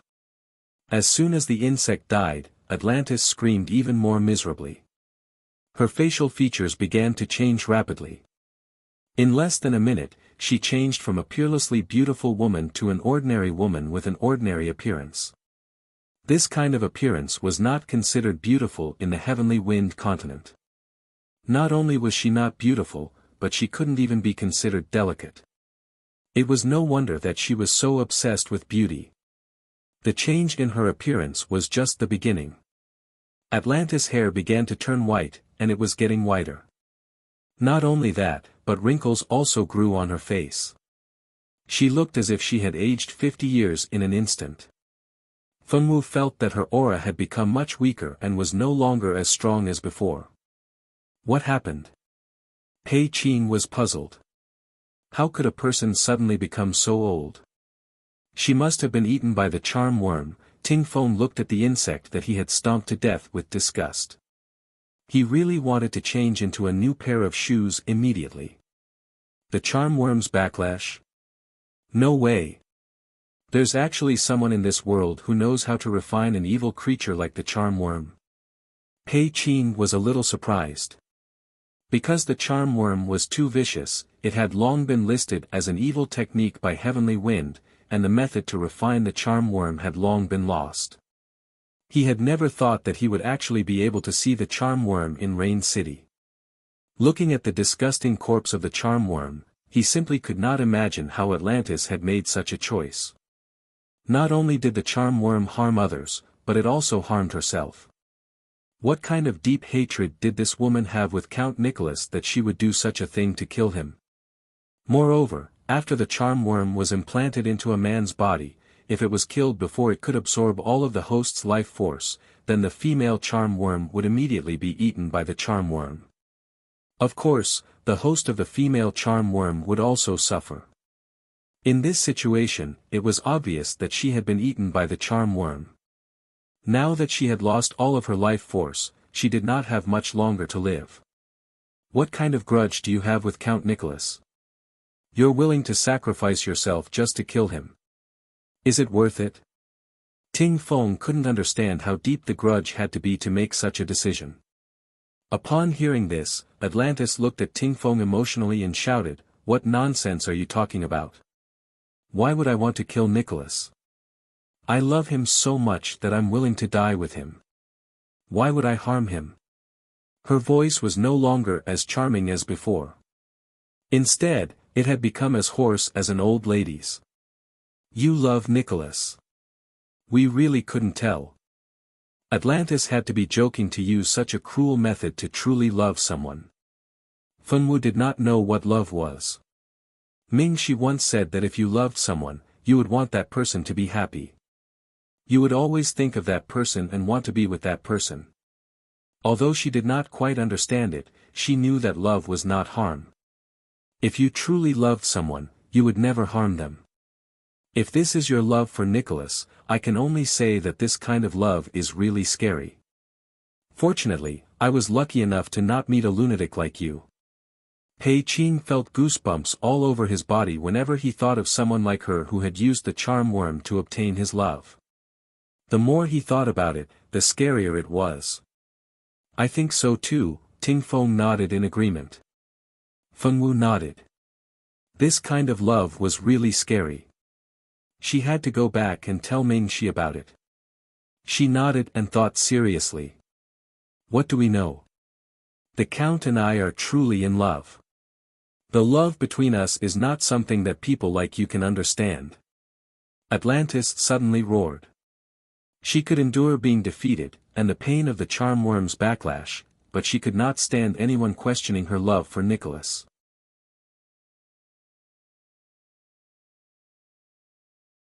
Chapter 450.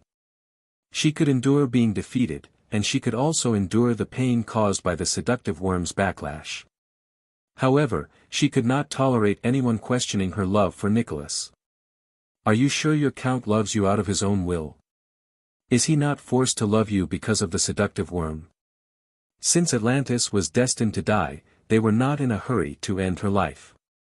They just stood there quietly with their hands behind their backs, waiting to hear what this terrifying woman had to say. Of course he loves me. I've become so beautiful. How could he not love me? Atlantis roared louder and louder, followed by a series of coughs. Atlantis's body was actually very weak. Her body could not withstand such strong emotional fluctuations. I don't love you. A weak voice suddenly came from a direction. Everyone turned around and saw that the door leading to the 5th floor had opened. There were 3 people standing behind the stone door. The one in front was a very thin man. The man was about 190 centimeters tall, but he was so thin that he looked like he had just recovered from a serious illness. The man's facial features were very handsome, but they were a little out of shape because he was too thin. Behind the man were 2 beautiful women. Fengwu happened to know both of them. One was Tingyu, and the other was Phaser. Xiao Wu. Phaser waved happily when she saw Fengwu. She ran past the man at the front to Fengwu's side. Tingyu did not lag behind. The 2 women walked away, leaving only the man who looked like he had just recovered from a serious illness. Nicholas. Atlantis's turbid eyes flashed with a shocking light when she saw the man. However, in the eyes of others, it was like a reflection of the setting sun. I don't love you. I never loved you. Count Nicholas slowly walked to Atlantis alone. He looked at the old woman in front of him with a complicated expression. She was no longer as beautiful as before. She had turned into an ugly old woman. It was impossible for him not to hate this woman. Seeing her like this, he didn't feel the slightest bit of joy from getting his revenge. His heart was unexpectedly calm. Looking at the woman in front of him, he felt as if he was looking at a stranger. No, you must love me, right? I'm so beautiful, I've become so beautiful, how could you not love me? How could she not love me? Atlantis shook her head frantically.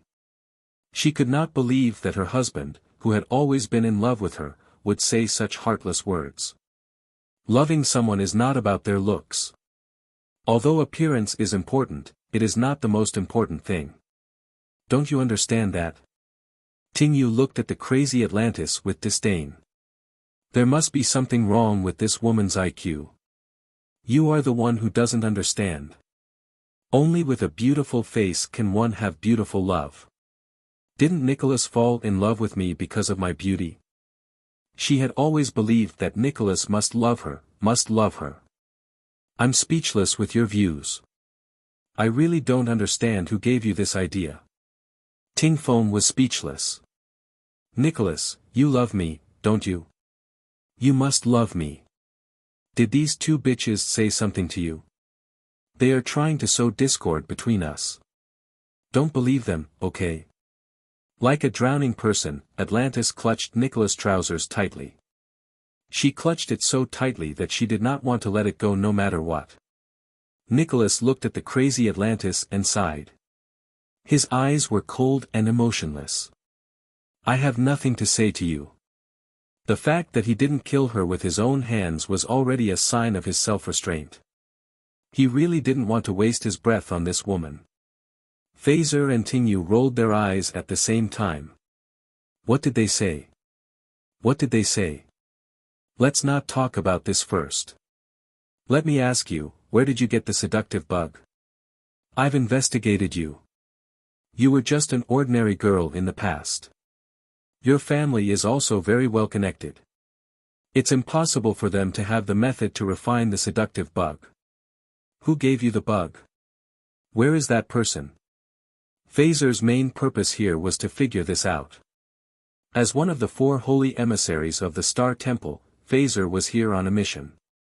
The vice mayor of Rain City had asked for help from the Star Temple, suspecting that the city lord, Count Nicholas, was under some kind of sorcery. In fact, asking for help from the Star Temple was the result of a discussion between the old madam and the vice mayor. Before the Star Temple replied, the old madam went to the Adventurers Guild and put up a mission to prevent Atlantis from suspecting anything. The old madam did not really expect the adventurers to do anything. Her main purpose was to make Atlantis lower their guard. She thought that they would only go to the Adventurers Guild to ask the adventurers to deal with her. She would not think that they had asked for help from the Star Temple. It had to be said that the old madam and the vice mayor's plan went very smoothly. They would occasionally ask the adventurers to come back and cause trouble, so no one suspected that the old madam and the vice mayor had secretly contacted the Star Temple. After the Star Temple received the news, they began to investigate Atlantis and sent Phaser to the Count's mansion to help the old madam and her family solve this matter. That was why Phaser came to the Count's mansion. After the Star Temple's investigation, they found that there was something wrong with Atlantis. She had been an ordinary girl since she was young. She was the first daughter of a family when she was young. Later on, she was kicked out of the family because she was not beautiful enough to benefit the family. Her identity was then replaced by another sister of the family. This sister was also a ruthless person. Although Atlantis had been kicked out, she still sent people to destroy her. Not long after, Atlantis changed. She became more and more beautiful, while her sister died mysteriously. She was sucked dry of all her life force and blood. Her death was very tragic. Not long after, Atlantis married Count Nicholas and became a high and mighty countess. Even her identity changed. If it were not for the Star Temple's own methods, they would not have been able to find out the truth about Atlantis's life since she was young. There must be a reason for Atlantis' change. The person who helped her was the one that the Star Temple wanted to catch. Atlantis was just a small character, while Phaser wanted to catch the big fish. I won't tell you. If you want to know, you can guess for yourself. Ha ha ha. She laughed proudly. So what if she failed? They were the executioners who had destroyed her and Nicholas's happy life. They would never get any useful information from her.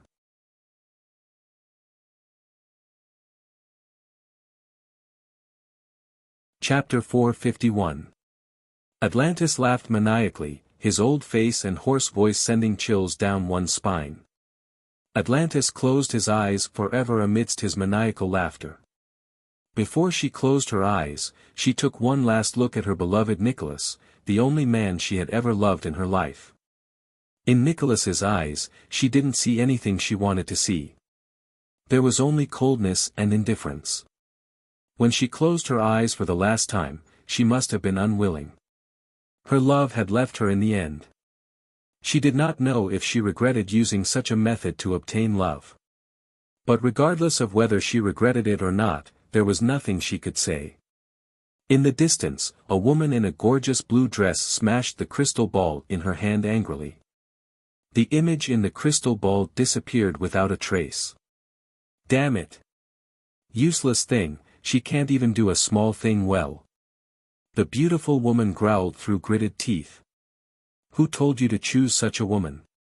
I told you that she was not good, but you didn't listen. A noble and handsome man played with a chess piece in his hand, smiling faintly. Don't speak in hindsight. Our plan to invade Rain City has failed, and the Star Temple has already noticed this place. We can't stay here any longer. The woman glared at the man. Yes, it's time to go. The man nodded, and the man and woman turned into magic bats, flying into the distance under the cover of the night, disappearing without a trace. Fengwu seemed to sense something, and looked into the distance, but found nothing. Was it an illusion? Count Nicholas had been successfully rescued. Although it was Phaser who had saved him, the team of experts had also put in a lot of effort. In the end, they had even dealt a heavy blow to Atlantis. The old madam was still satisfied with their performance. After receiving the reward they deserved, Fengwu and the others happily split the money and left. They did not stay in Rain City for long. Phaser had also gone with them. Compared to them, her mission was not considered complete. She had not found any traces of the person behind the scenes. Because she had not completed her mission, she had been analyzing the possible identity of the person behind the scenes. She did not say anything along the way. Tingyu and Tingfeng exchanged glances, curious about Phaser. Seeing that she wasn't saying anything, Tingyu took the initiative to approach. Phaser, can you tell me how you saved Countess Nicholas? Countess Nicholas didn't have much life left. I thought she wouldn't live for more than 3 days. I didn't expect you to save her in the end. How did you help her? That was what Ting Rain was most curious about. She could tell that Count Nicholas had lost a lot of his life force and had no chance of surviving. That was why she had agreed to let Phaser, who she thought was an unknown person, treat him. She hadn't expected Phaser to succeed. Although she later found out that Phaser was one of the 4 saints of Star Hall, she still found it unbelievable. I only injected the vitality of spring into Nicholas's body, and used the power of a divine weapon to kill the male bug. I didn't do anything else. Phaser thought about it for a moment. She really hadn't done anything special. She was the successor of the Seal of Spring, and she also had the 100 Flowers scepter. With the vitality of spring, it wasn't difficult for her to save someone who had lost a lot of his life force. Nicholas had been lucky. If it had been anyone else who had come to deal with the incident in Rain City, he would have been waiting for death. So she had used the vitality of spring to save someone. As expected of the successor of the Seal of Spring. Amazing. After the siblings sighed with emotion, they continued chatting with Phaser. Fengwu's group of 4 returned to the central city, while Phaser decided to take a look around the nearby countries. Perhaps she could find some clues. When they returned to the central city, they first went to the Adventurers Guild to hand in their quest. The 4 of them left the guild and went their separate ways. Pei Qing and the other 2 planned to return to the house they'd bought and sleep for a couple of days. They wanted to make up for the time they'd lost from waking up early and working late. Fengwu, on the other hand, decided to have a big meal. Back in Rain City, Fengwu hadn't had a good meal. She had to wake up early every day to work, and all she ate was the food of the servants. Even the free meals at Notre Dame du Starlight were better than this. In order to comfort herself, Fengwu wanted to find a good restaurant to have a good meal. She headed towards the food street. Mingxi frowned slightly when he saw the silhouette of a woman walking past him, but then relaxed. The 2 women who just walked past were Eve and Diane. Mingxi didn't know what was wrong with them, but they'd been pestering him every day recently. Because of their pestering, he'd had no choice but to stop going to some of his favorite places. He spent most of his time cooped up in the dormitory, and unless necessary, he wouldn't even set foot in the student cafeteria for fear of running into them. It hadn't been easy for him to get first place in the team competition. He'd wanted to rest for a while and prepare for the individual competition in a few days, but he hadn't expected to even be alone. He'd wanted to go out and buy some blank magic scrolls today. He'd thought that he could avoid them, but he hadn't been able to. If not for his quick reflexes, he might have been caught by them long ago. Although Mingxi had been pursued by many girls and men, this kind of all-pervasive pursuit still annoyed him to no end. Mingxi walked out of his hiding place and set off from another road. Fortunately, There were places selling blank magic scrolls on this road, so he didn't have to take a detour back to his original route. Ming-Shi walked on the bustling street. Because of his overly handsome face, passers-by would stop and look at him from time to time. Fortunately, he'd gotten used to this kind of attention and didn't mind it. As they walked, they arrived in front of a cake shop. The cakes in this shop were very delicious, and Elena loved them very much. Ming-Shi would occasionally eat some of them as well. It was indeed delicious. It was sweet but not greasy, and the texture was soft. It was a little strange today. Although the shop's business was good, it shouldn't have attracted so many people. Could it be that something had happened? Ming-Shi only had this thought for a moment. He didn't have the habit of poking his nose into other people's business. Moreover, this was the central city, the headquarters of Star Hall. He believed that no one would dare to cause trouble here. With this thought, Ming-Shi turned around and wanted to leave, but the moment he turned around, he saw a small figure that he couldn't be more familiar with. He walked through the crowd and saw a banner at the entrance of the cake shop, celebrating the 40th anniversary of the shop. Below the banner, there was a description of the cake eating competition. As long as you finish 70 pieces of cake in an hour, you'll get a free cake for a year, a free reception ticket, and a beautiful gift from the shop.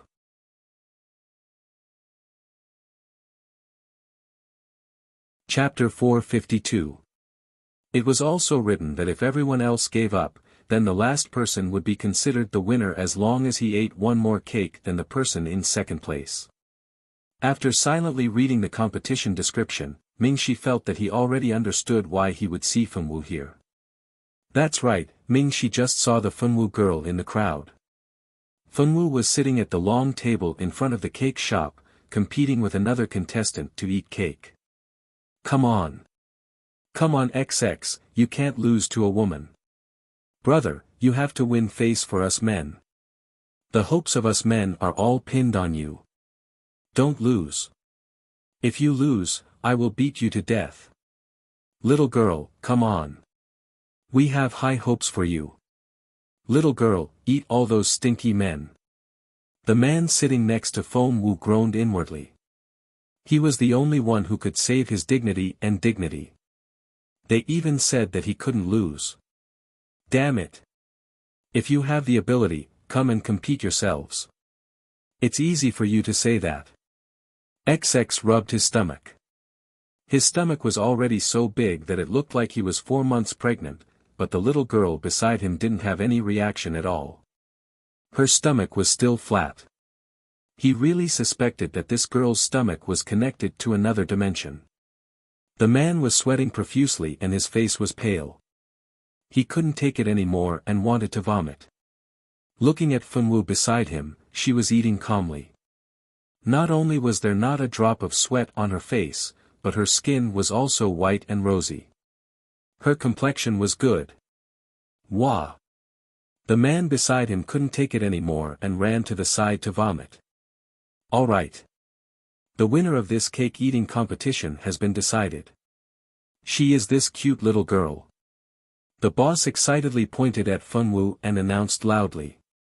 However, the boss didn't expect that Fenwu didn't have any intention of stopping. She continued to eat and eat and eat. Moreover, she ate neither fast nor slow. Her expression didn't change at all. The boss's heart ached. Those contestants who didn't win, they had to give them a 30% discount on the cake. Fenwu was the final winner, so she ate the cake for free. She had obviously eaten more than 70 pieces of cake, and now she was still eating. What was going on? The boss felt that he was too miserable. He really shouldn't have held a 40th anniversary celebration. He didn't expect anyone to really eat 70 pieces of cake. Their family's cakes were very filling.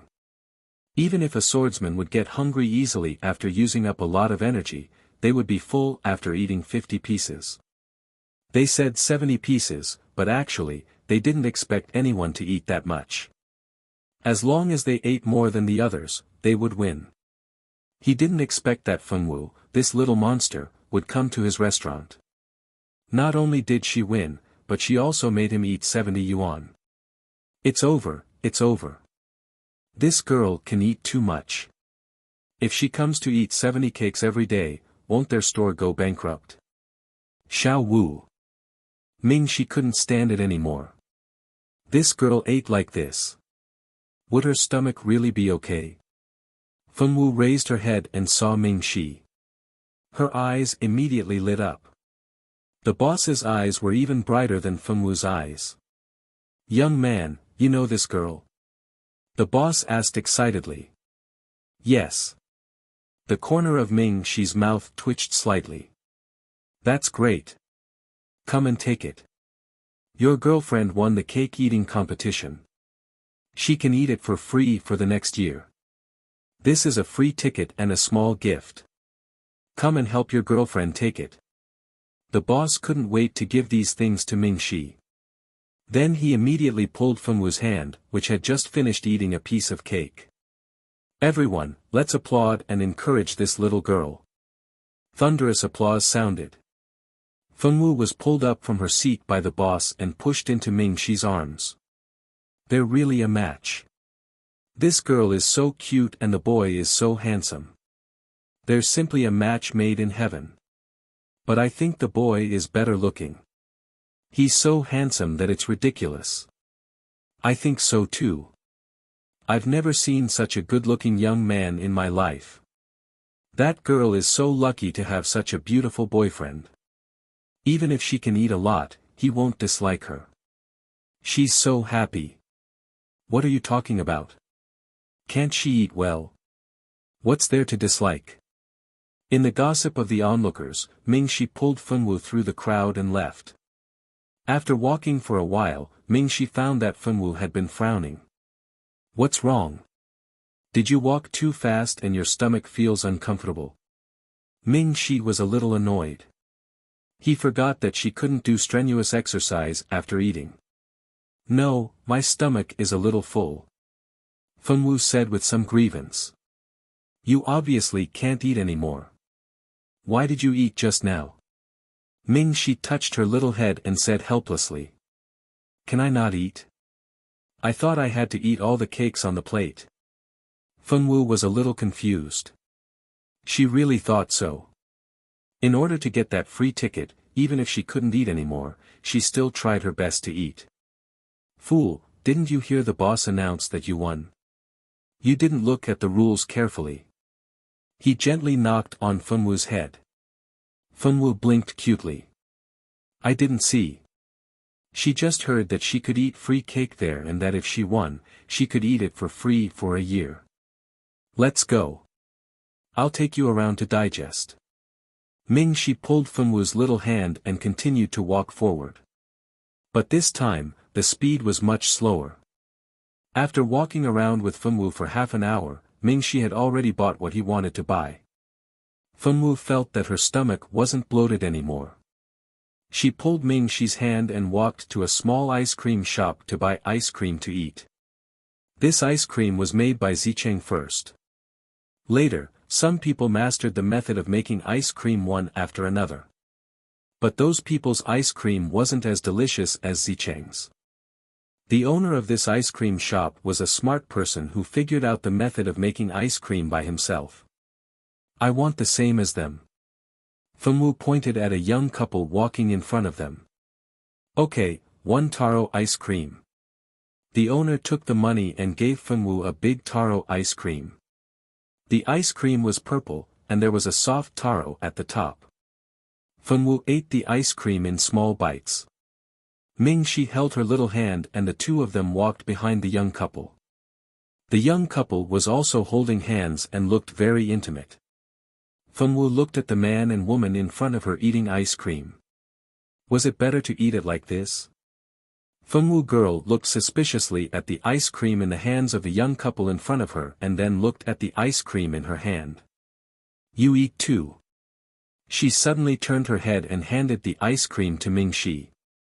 Ming Shi looked at the ice cream that Feng Wu took 2 bites and there were 2 small teeth marks on it. He didn't know how to react. Young man, hurry up and eat. Your girlfriend is so proactive. The uncle selling skewers laughed and joked. "Young man, you can't be so shy." The old lady selling sugar water laughed and said.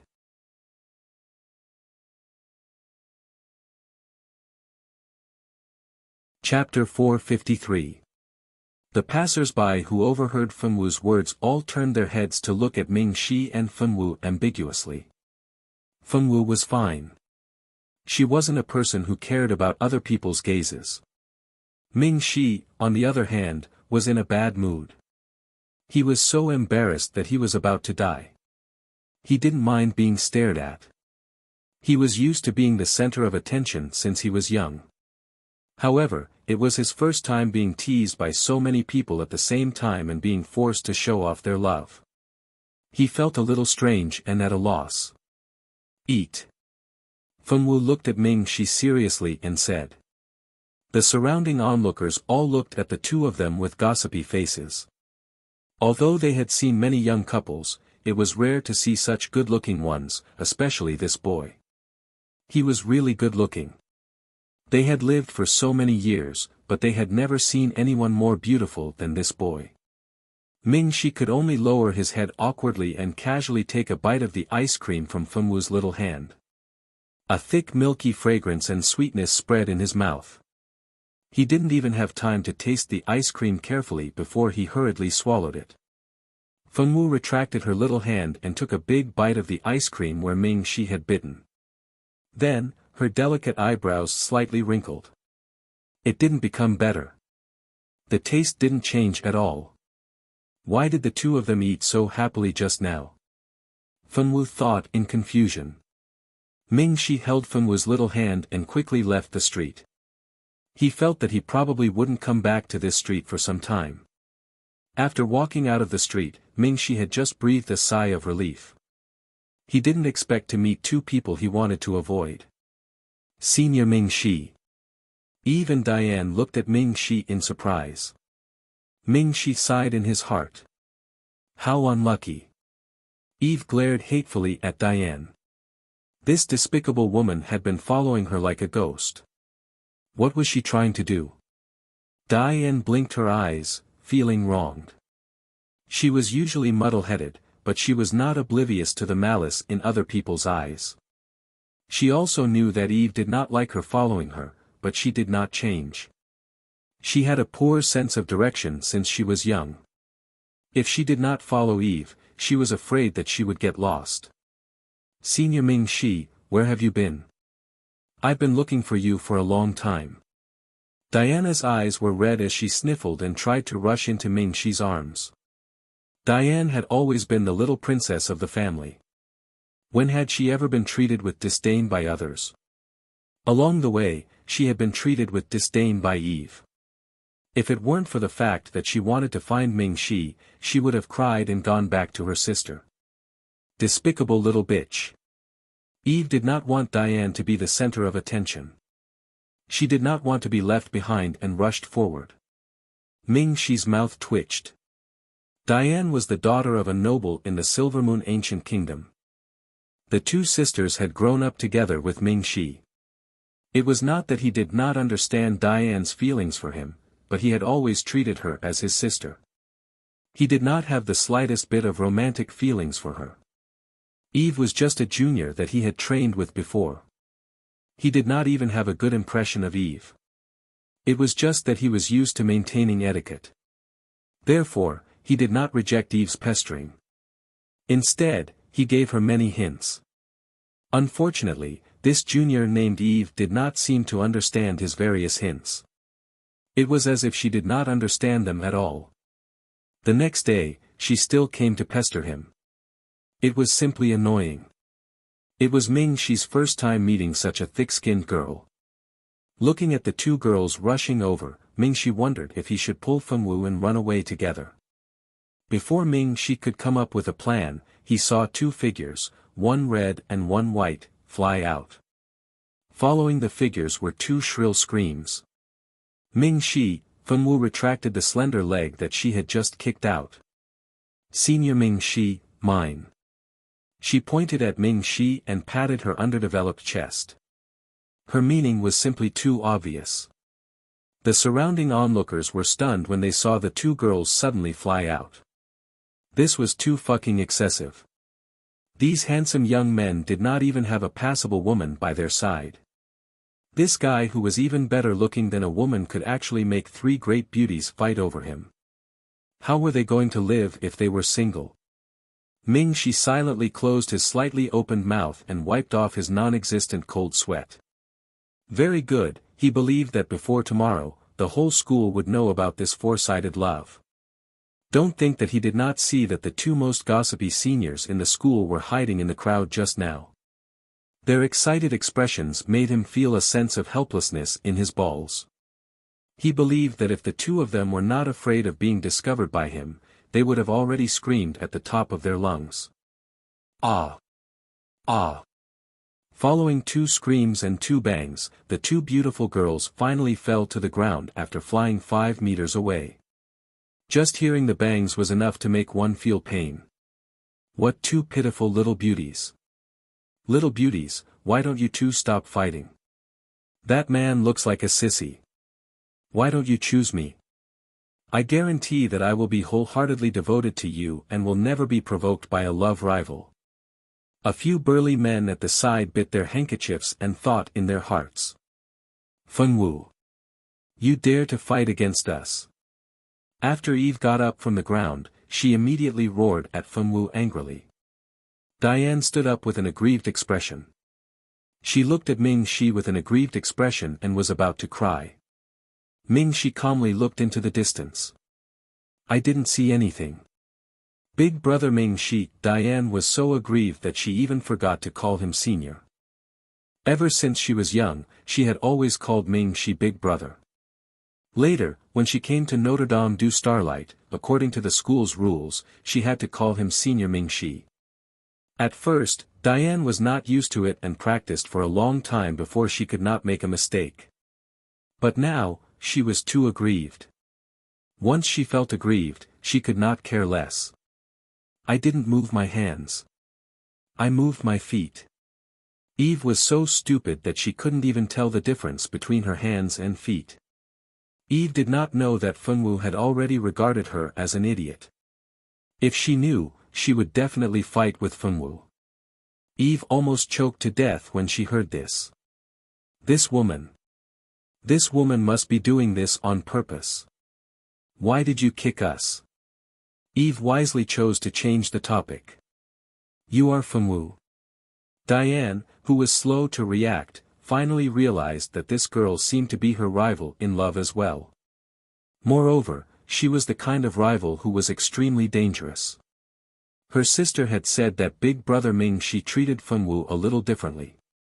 Although she did not know what the difference was, she believed her sister's words. This Fengwu must be the most dangerous of all her love rivals. You want to hug Senior Ming-Shi? Fengwu said without thinking. Senior Ming-Shi was the person she had decided to be Xiao Ye's father. She would not let others hug him, Fengwu thought proudly. You're tuning into the Han Li's Wuxia Adventures YouTube channel. We're so grateful for your support and don't forget to subscribe to join us on this incredible journey through captivating stories. Your generosity through donations truly makes a world of difference, as it's the primary source of revenue that allows me to expand and enhance this channel for you. Thank you from the bottom of my heart for being a part of this adventure.